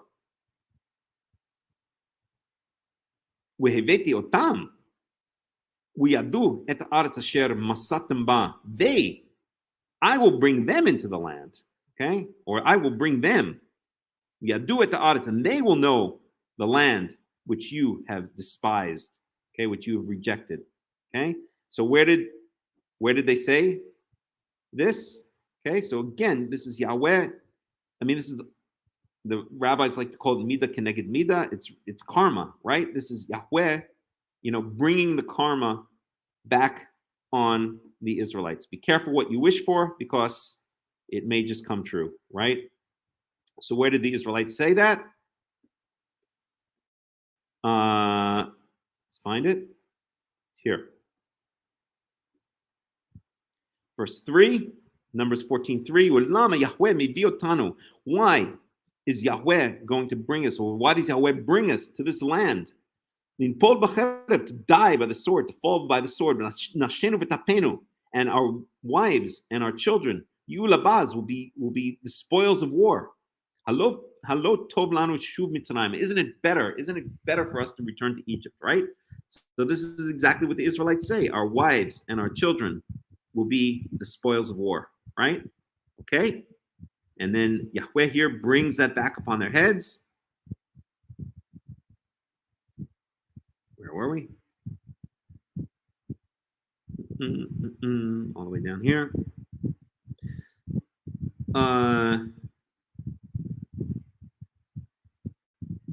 Oops.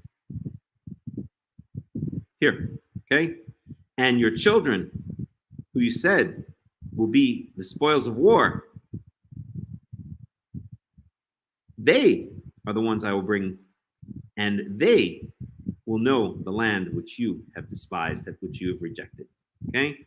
But your corpses will fall in this desert. Okay? It's just amazing how Yahweh knows exactly how to use karma, right? To bring people's words and actions right back upon their own heads. And your children will be wanderers, will be shepherds, will be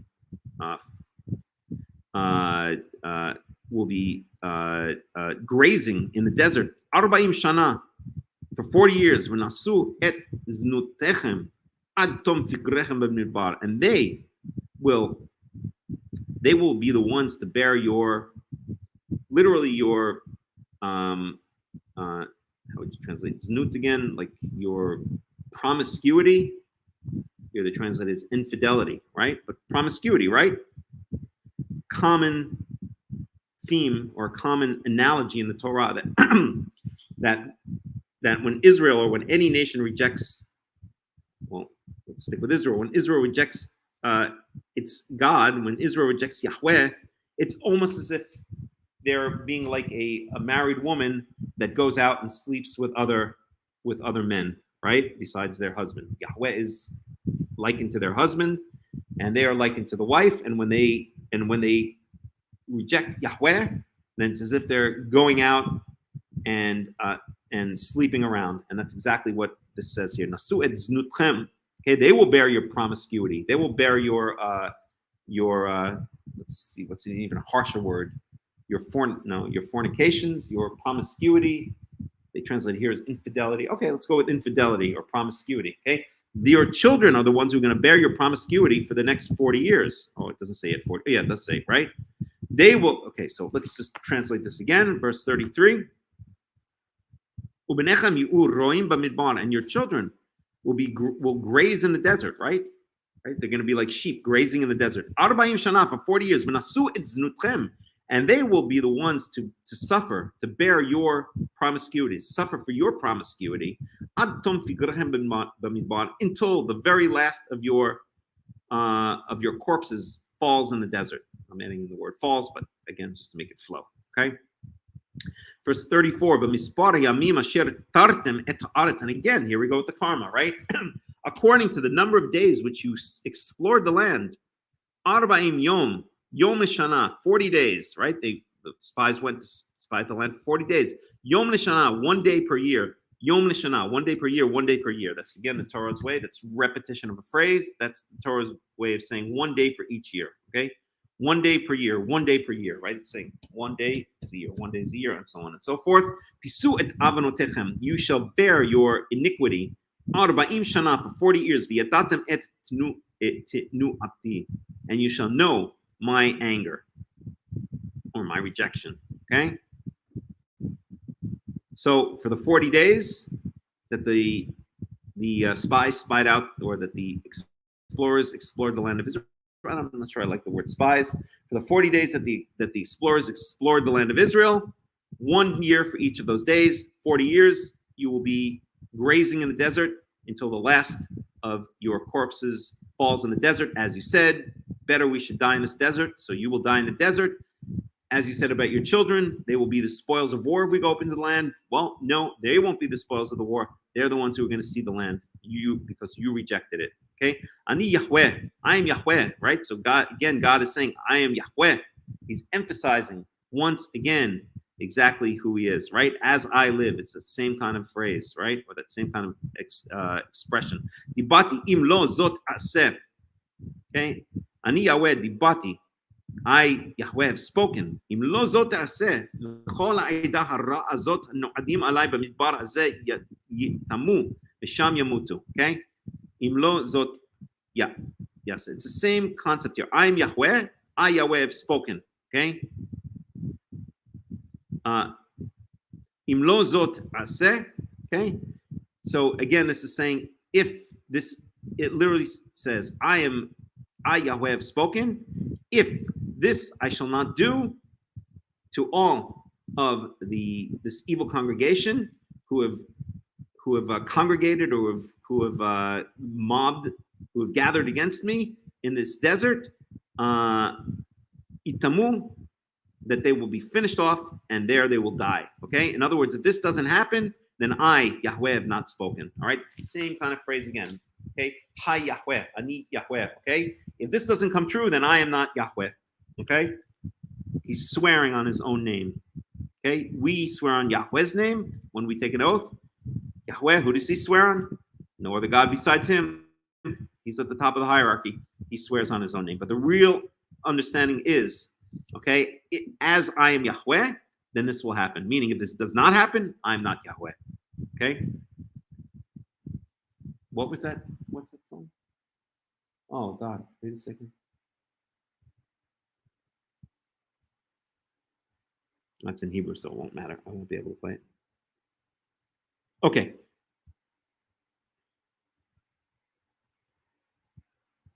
Verse 36, והאנשים אשר שלח משה לתור את הארץ וישובו ויעלינו עליו את כל העדה להוציא דיבה על הארץ. So now we're getting special punishment for the 10 spies that brought back the bad report of the land.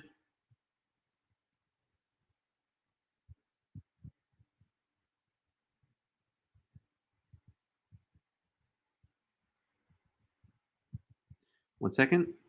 אנשים שלח משה לתור את הארץ, וישובו ויעלינו עליו את כל העדה. So the men which Moshe had sent to explore the land, semicolon, and they returned and complained about it to all of the congregation by putting out a bad word about the land. So what's going to happen to those 10 spies?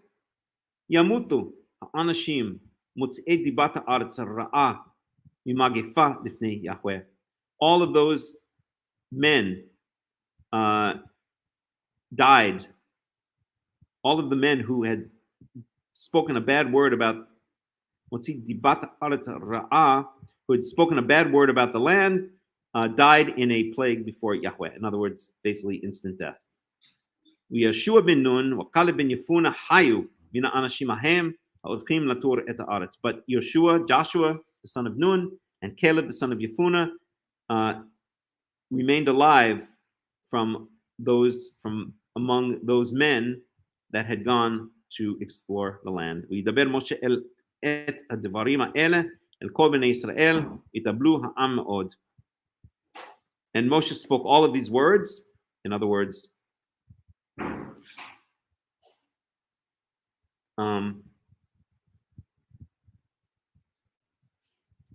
I guess this is not a vavifuch. This is really the future. And these people will die, right? No, I guess it means it is. Did die. Okay. So Moshe basically brings back all of these words, this whole thing, right? From here to here. All of the punishment, Moshe relates to the people, the children of Israel. Okay. And then maybe I'll do this paragraph, and then that'll be it. Maybe I'll just read through Numbers 15, even without any commentary, even without any translation. Whoever wants to follow along in English can follow along in English on their own. I'm wondering why all the people were punished instead of just the spies that talked against the land. Well, Martha, I think we have our answer here at the beginning of Numbers. Let's see the reaction. Okay. So we go back to the beginning of Numbers. I'll just switch over to the English. So the spies, the 10 spies who have the negative things to say about the land, come back to the people. And then this is how they react. That night, all the members of the community raised their voices and wept aloud. All the Israelites grumbled against Moses and Aaron, and the whole assembly said to them, if only we had died in Egypt or in this wilderness. Why is Yahweh bringing us to this land only to let us fall by the sword? Our wives and children will be taken as plunder. Wouldn't it be better for us to go back to Egypt? And they said to each other, we should choose a leader and go back to Egypt. That's why, right? Because of this reaction here, this disgusting reaction that just shows a complete lack of faith in Yahweh, shows a complete lack of gratitude to all that Yahweh had done for them. That's why. That's your answer right there. Okay. So then the Israelites make the situation even worse by saying, okay, all right, don't punish us. It's like, I don't know, a child, breaks something on purpose. I don't know, let's give an analogy. And then, I don't know, I can't think of an analogy, but you'll get the idea. Okay. Verse 40, Yashkimu boboker ya'alu el rosh hahar lemor.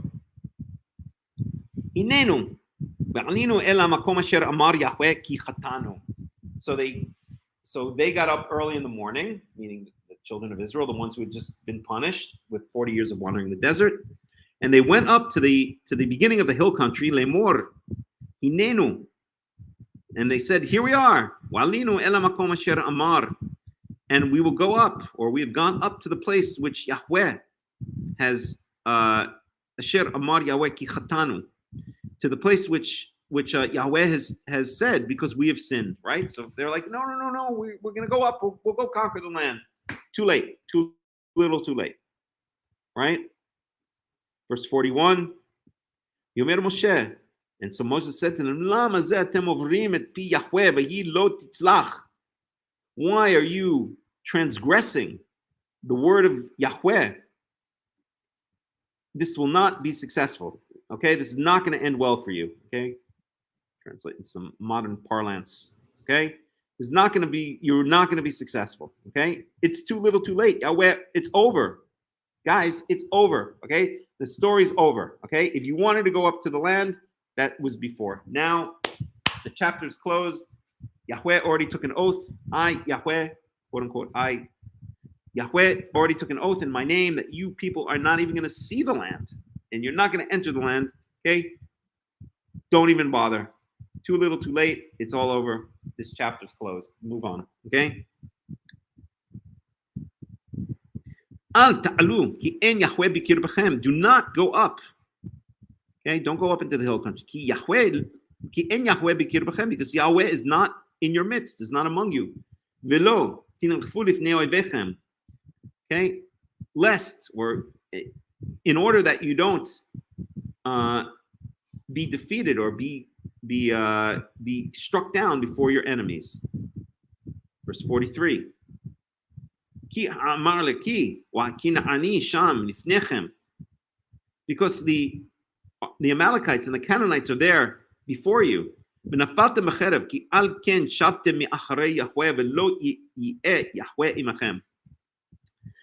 the Amalekites and the Canaanites are there in front of you. And you will fall, you will go down by the sword, you will fall by the sword. Semicolon. Ki al ken shavtem me'acharei Yahweh. Because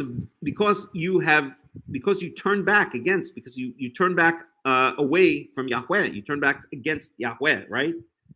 And therefore Yahweh is not with you. Okay. This is again the Israel. Hold on one second.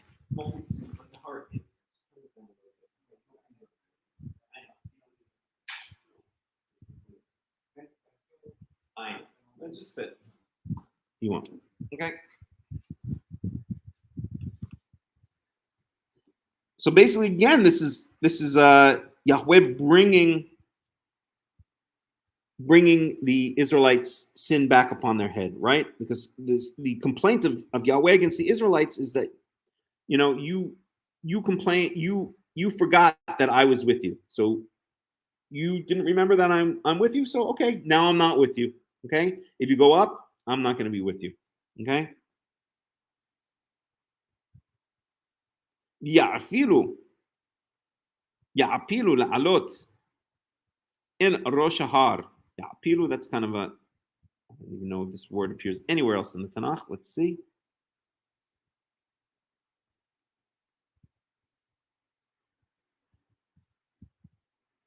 Habakkuk.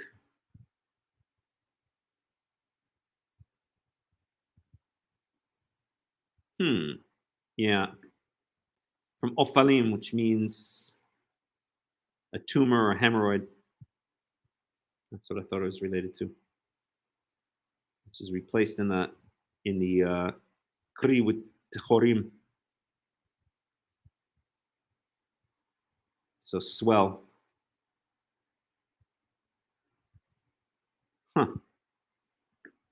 Okay, so it's related to the word for tumor or hemorrhoid. Okay, yafilu la'alot. So they, I don't know, swelled themselves up, hemorrhoided themselves, tumored themselves. How would you relate it to this? Yafilu la'alot el Rosh Har. I guess they pumped themselves up. Maybe we could go with, or they,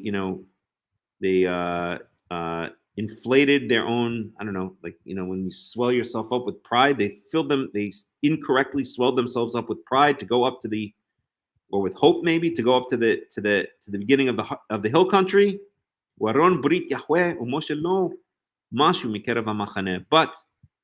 the ark of the covenant of Yahweh, meaning, right, the ark, the covenant, right, Indiana Jones stuff. Moshe lo mashu, and Moses lo mashu mikerav hamachane, did not move, did not budge, did not depart from the midst of the camp. Right? The Israelites do not go out to war without taking the Ark of the Covenant with them. So God is not with them. Moses is not with them. The Ark of the Covenant is not with them. This is not going to end well. And indeed it doesn't. Okay? Yared Amaleki, Amak Ha-Moleki, Wahakinani, Wahayushev Bahar, Hahu, Yakum, Ad Ha-Khurma. So the Amalekites and the Canaanites came down, right? We have this go up, come down, right? So Yered means came down off the hill country into the lowlands where the Israelites were, right? It's time ostensibly somewhere in the Sinai Peninsula, which is lowlands until you get to the center where it's mountainous, but in the Sinai lowlands somewhere. So the Amalekites and the Canaanites came down off the hill country. Okay, Yeshev Bahar. Here it even says, oops, just press that. Mistake. Hayeshev Bahar, who were dwelling in the hill country, Yakum, and slayed them and struck them down. Yachtum, and I guess drove them away or something like that. Crushed them, right? Katit. Yaktum ad achorma, until Chorma, wherever that is. A place. Okay. And that's that. That's the end of that story. And then we have Numbers 15, and we have laws about sacrifices and other interesting stuff. Let me just read it through in the Hebrew. You can follow along. I will not make any commentaries because I want to be done in about 10 minutes at the most. It looks like the Israelites cannot learn even after all Yahweh showed them. That's exactly the point, Martha. As we saw earlier in the chapter, Yahweh says to Israel, you saw with your own eyes all that I did for you, all of the signs and the wonders that I did for you. It says the signs that I did for you, right? That I took you out of Egypt, that I spoke to you face to face on the mountain. All of this, and this is the way, and you forgot it all as if it never happened, okay? And you treat me as if I can't help you and I don't exist. That is exactly the point of this whole chapter, or these whole two chapters. All right. Numbers 15. Please follow along in the English if you want. I'm just going to read through in the Hebrew, okay? Just to say that we finished the Parsha. So we're in chapters 15, verse 1. Maybe I'll make one or two quick comments, but I'd like to be done in 10, 15 minutes at the most. וידבר יהוה אל משה לאמור, verse 2. דבר אל בני ישראל ואמרת עליהם כי תבוא אל ארץ מושבותיכם אשר אני נותן לכם. Oh, this is an important one, but okay. ועשיתם אישה ליהוה עולה וזבח לפני נדר או בנדבה או במועדיכם לעשות ריח ניחוח ליהוה מן הבקר או מן הצאן. Verse 4. Follow along again in the English or whatever language you prefer. ויקריב המקריב קורבנו ליהוה מנחה סולת Isaron, Balul, Verive'it Ahin Shaman. So you bring a grain offering along with your meat offerings. Wayayin Lanesech Rivi'it Ahin, Ta'ase al Ola, or La Zavach, La Zavach, La Kevis Ha'ihad, or La Ail, Ta'ase Minha, Solet Shne Asronim, Bilula Bashaman. Shlishit Hahin, verse 7. Wayayin lanesech Shlishit Hahin. Takriv reach nichoach liyahweh. V'chi ta'aseh ben bakar ola or zavach lefalei neder or shlamim liyahweh.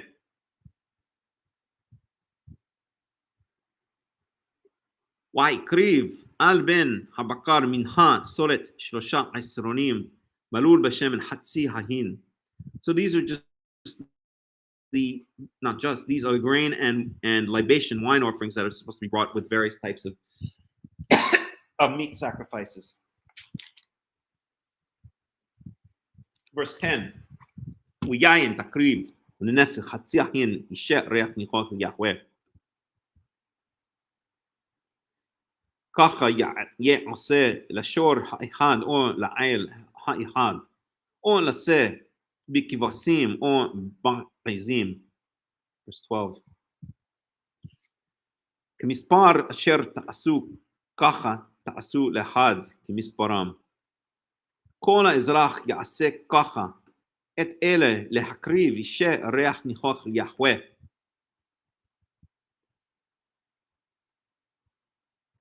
וכי יגור איתכם גר, אור אשר בתוככם, לדורותיכם, ועשה אישה ריח ניחוח ליהוה, כאשר תעשו, כן יעשה. This is very, very similar to Exodus chapter 12, verse 48, when it speaks about the Passover offering. If a ger should live among you, okay, then he does according to what the native-born Israelite does, according to what you do. Meaning, not a blanket statement that the ger follows exactly all the same laws as the native-born Israelite. There are specific laws that the ger is exempt from, and specific laws that relate to the ger. But what this is saying is with regards to what has been spoken above, meaning the types of grain and wine offerings that are brought, the ger, if he brings meat offerings, then he has to follow exactly the same laws, the same instructions regarding the grain and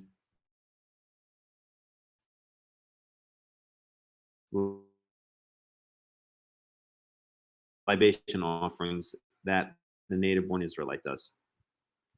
For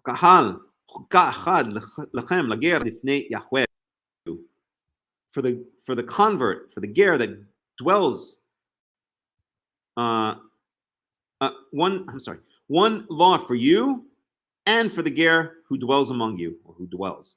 Is an eternal law, eternal statute throughout your generations. As it is for you, so it is for the ger. So shall it be before Yahweh, right? Meaning, again, this is not a blanket statement that there's no difference, that all of the laws of the Torah apply exactly the same to the ger as they do to the native-born Israelite. This is referring specifically to these sets of laws here, okay? And the proof is that this is exactly the same language we see in the end of Exodus 12, 48, and 49, where the similar language is used when it speaks about the Passover offering, that if the ger wants to bring the Passover offering, then the same laws apply regarding the Passover offering apply to the ger as they do to the Ezrach. Okay? Now, there's some idiot Karaites, I won't mention any names, who take this as a blanket statement and think that this means that there is no difference whatsoever, that all of the laws apply equally to the ger as they do to the native-born Israelite, but that is not the case, and we'll see examples in later parshiot. Okay, וידבר יחווה אל משה לאמור, דבר אל בני ישראל ואמרת עליהם בבואכם אל הארץ אשר אנוכי מביא אתכם שמה. Verse 19, again, please follow your own translation in English. והיה באח לכם מלחם הארץ תרימו תרומה ליחווה. ראשית ארצותיכם חלה תרימו תרומה כתרומת גורן כן תרימו אותה. So now this is truma, this is ראשית ארצותיכם חלה. So this is basically the first fruits of your bread or of your dough. כתרומת גורן כן תרימו אותה.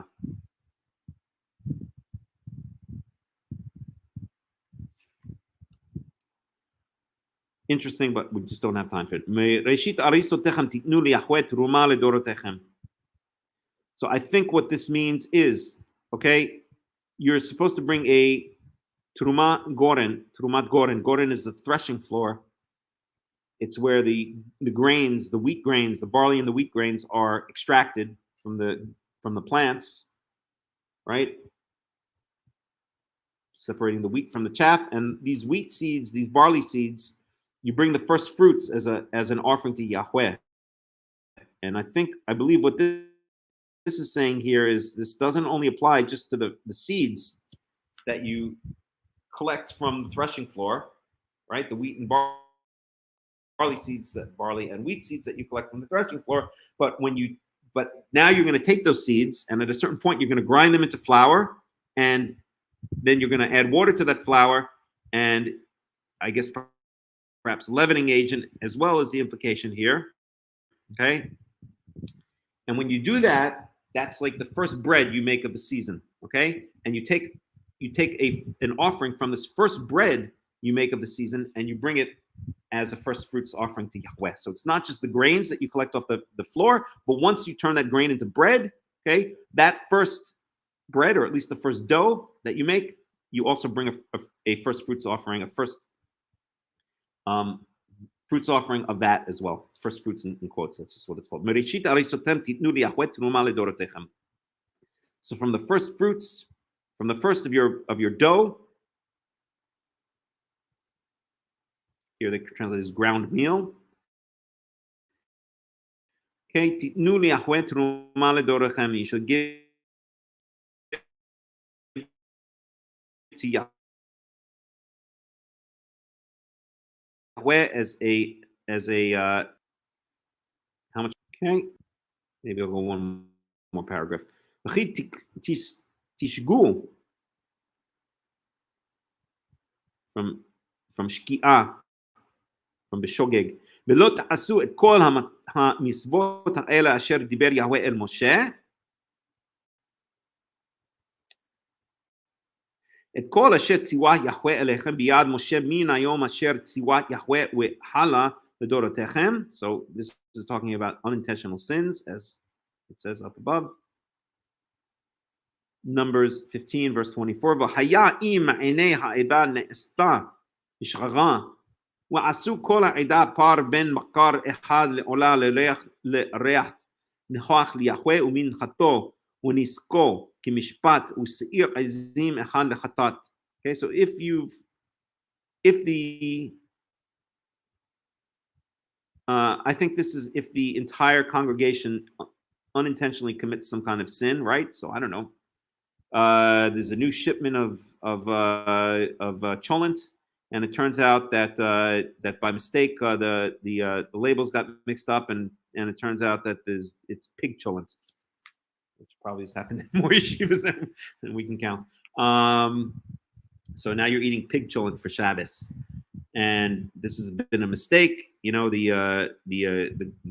goiters, the goyim that sold you the meat, they messed up. They meant to ship that off to the Philippines and ship you some nice, you know, kosher cholent, but they messed up the signs, and you ended up with pig cholent. And then you found out later, they called up and they said, "Oh, we made a bit of a mistake. You just had the pig cholent for Shabbat, for Shabbos." So this is a shchaga, right? This is by accident, right? So now this is what you do. These are the sacrifices you bring, including usually when a sin occurs, whether it's accidental or not, there's an izim, there's a goat. A goat is always associated with sin, just like we have in Leviticus chapter 16. We have maybe the most famous goat, and that's the goat that's sent off to Lazazel, the scapegoat. That's where you get the word scapegoat from, right? Sent off into the desert or off the cliff.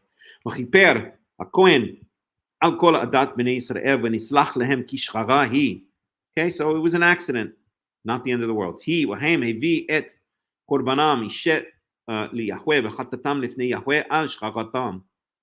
Verse 26, all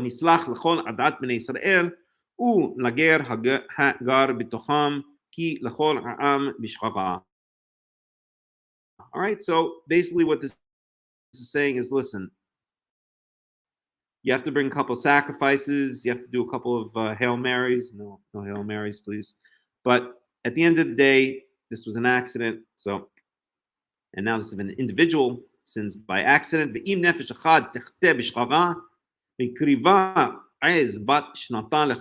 So again, we have a goat associated with sin, even if it's by accident. וכיפר הכהן על הנפש השוגגת בחטאה בשחרה לפני יהוה לכפר עליו ונסלח לו. Verse 29, והאזרח בבני ישראל ולגר הגר בתוכם תורה אחת יהיה לכם לעושה בשחרה. Again, we have this phrase for the ger that lives among you, and for the Ezrach, for the native-born Israelite, Torah achad. There's one Torah. And again, a couple of idiot Karaites out there believe this to be a blanket statement. But again, it's 100% clear from the context. It even says it. There shall be Torah achad, ye'elechem, shall be for you. For what? La'oseh b'shchaga, for he who makes a mistake, for he who sins unintentionally. It says it explicitly. It proves beyond any shadow of a doubt that this phrase, ha'ezrach b'bnei Yisrael u'legeret b'tochachem Torah achad, that for the native born among the children of Israel and for the convert or the ger that lives among you, there is one Torah. It does not mean there is one Torah with a capital T. It means there is one Torah, meaning set of instructions regarding a certain issue, in this case, the person who sins by accident. Okay? הנפש אשר תעשה ביד רמה מן האזרח ומן הגר את יהוה הוא מגדף ונכרתה הנפש ההיא מקרב עמה. And now if you do it on purpose, then you get a worse punishment. You're cut off from your people. וכי דבר יהוה בזה ואת מצוותו הפר היא קוראת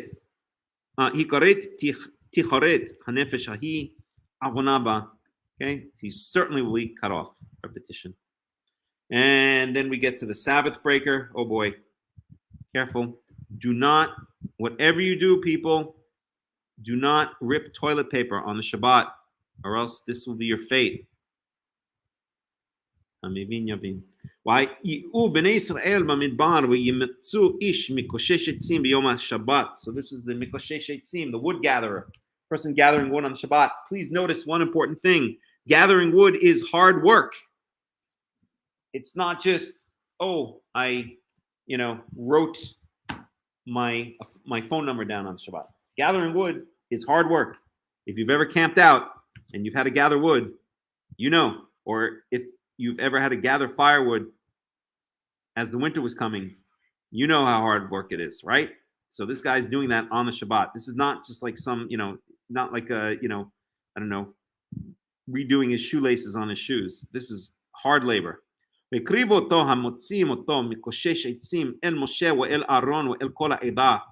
they bring him to Moses and Aaron and the entire congregation. They didn't know what to do with him. They have to ask God. Verse 35. Take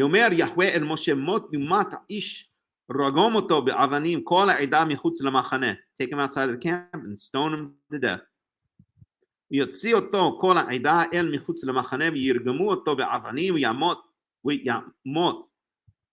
כאשר ציווה יהוה את משה. So that's the end of that guy. Gone. יאמר יהוה אל משה לאמור. And Yahweh said to Moses. Verse 38. דבר אל בני ישראל ויאמרת עליהם ועשו להם ציצית על כנפי בגדיהם. So this is the famous phrase from the quote-unquote third paragraph of the Shema, right? Which obviously is nowhere near the Shema. The Shema is in Deuteronomy chapter 6 verse 4, 4 verse 6, I think chapter 6 verse 4, I think chapter 6. Yes, chapter 6. דבר בני ישראל ואמרתם ועשו להם ציצית על כנפי בגדיהם. You shall make tzitzit. You shall make tassels on the edges of your clothing. In my opinion, kanfei does not mean the four corners. You do not need a four-cornered garment. That's rabbinical baloney. What it means is all around the edges, and they're in fact, I think it's the relief of Lachish, the Syrian. I can't remember. One of the reliefs shows the Israelites being led away, and they have tassels all around the bottom of their garments. Okay. Kanfei just means the extremities of your garments. It doesn't mean the four corners of your garments. Just as it says that Israel will be gathered in from the four corners of the earth. The earth does not have four corners. Yes, maybe it has four directions, but it's an expression. It means from all over, okay? From all around the extremities of the earth. Okay, the Dorotam. Binatnu al tzitzit akanaf.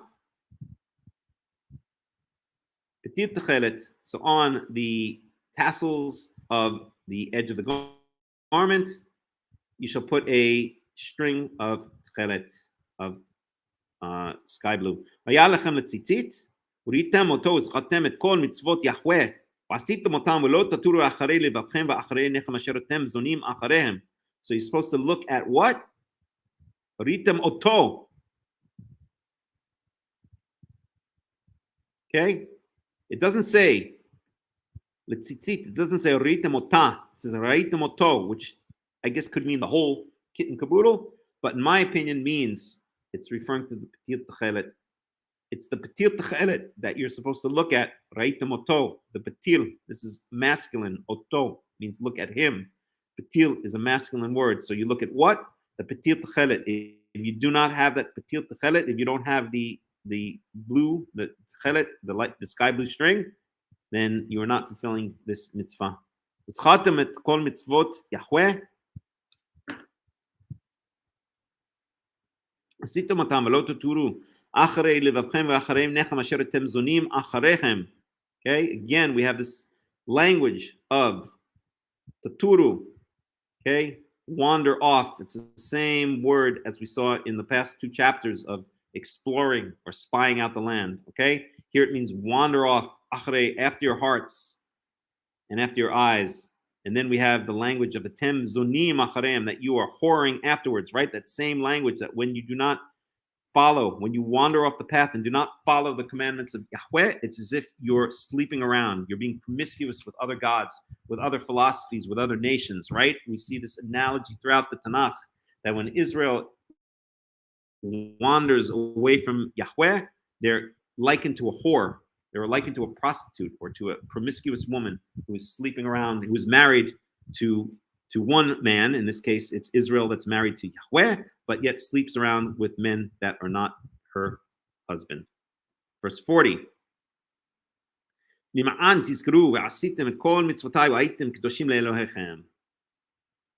Okay, in order that you should do all of my mitzvot and remain holy to your God. Ani Yahweh Elohechem asher hotzeti etchem me'eretz Mitzrayim liot lechem le'elohim. Ani Yahweh Elohechem, right? I am Yahweh, your God. Again, this is in the force of who I am. I am not me. You know what I mean? I am Yahweh, your God, right? Yahweh is reminding who is saying this, okay? This is Yahweh. This is me, Yahweh, saying this, all right? Very similar language to when we saw the swears, the oaths up above, when Yahweh swears in his own name, or when he says, as I live, or when he says, I am Yahweh, okay? And if such and such happens, then I'm not Yahweh, then I don't live, right? It's that same kind of language. We're reminding, this is not coming from nowhere, this is coming from Yahweh. So it's important. And with that, I think we've come to the end of our parsha. Why call them idiots? Why not express a hope they come to see the... Who did I call idiots again? I call so many people idiots, I can't keep track. I forgot who I called idiots. Okay, I express hope that they come to see the truth instead. All right, with that, we will end. Any questions? Any comments before we go?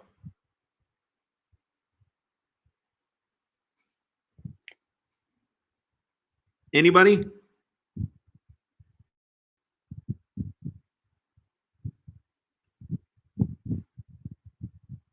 Okay, well, I guess then we're going to end it. So thank you all for joining me here. This has been Hakham Melech Ben Yaakov of the World Alliance of Qara'im.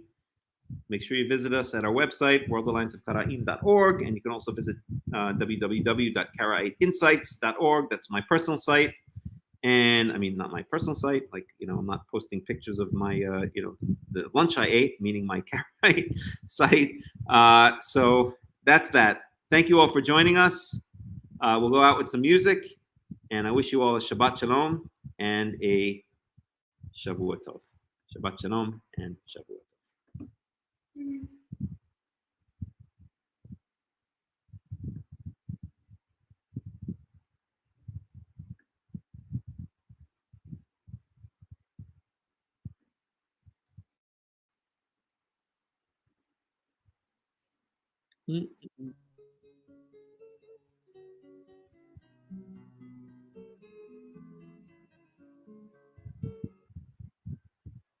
Oops.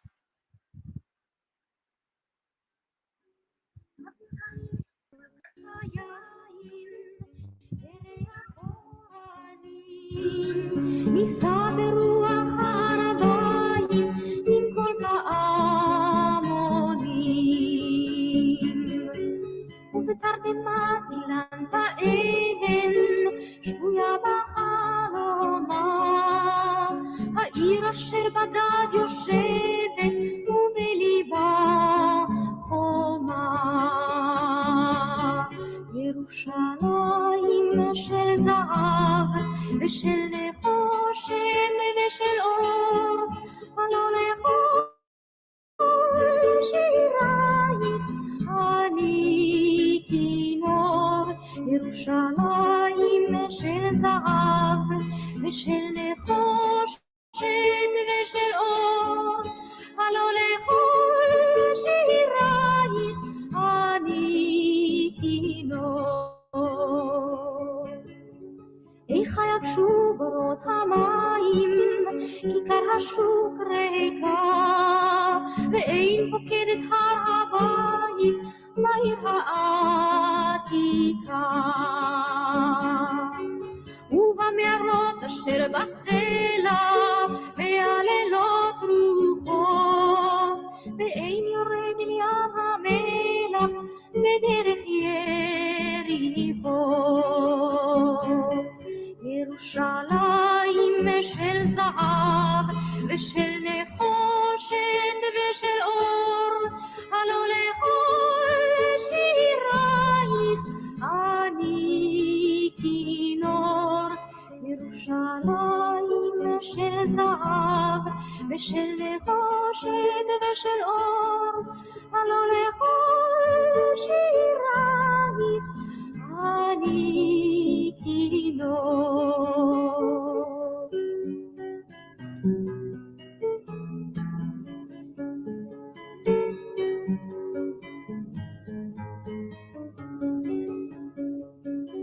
אך בבואי היום לשיר אלך ולך לקשור כתרים קטונתי מצעיר בנייך ומאחרוני המשוררים כי שמך צורבת השפתיים כי נשיקת שרף אם אשכחך ירושלים אשר כולה זהב ירושלים של זהב ושל נחושת ושל אור הלא לכל שירייך אני כינור ירושלים של זהב ושל נחושת ושל אור הלא לכל שירייך אני כינור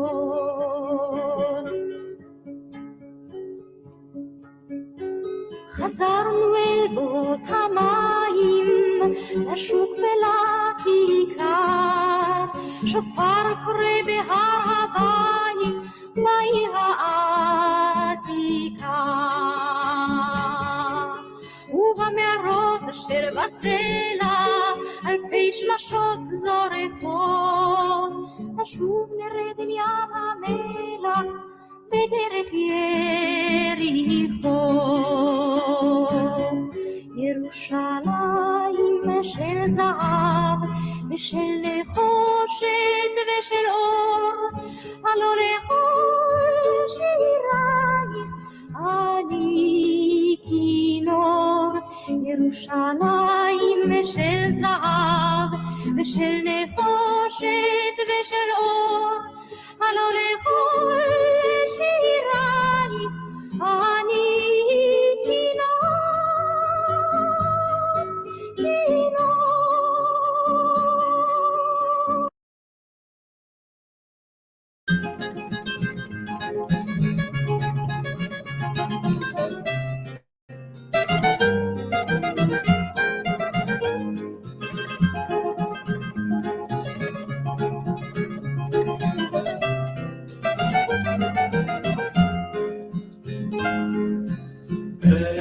של שושנים נצאנה אל הבוסתן מור וזבים ולבנה לרגלך מפתן ערב של שושנים נצאנה אל הבוסתן מור ושמים ולבונה לרגלך מפתן לילה יורד בהר ברוח שושן נושבה הבה אלך אשלח שיר בלב זמר של אהבה לילה יורד מהר ברוח שושן נושבה הבה אלך אשלח שיר בלב זמר של אהבה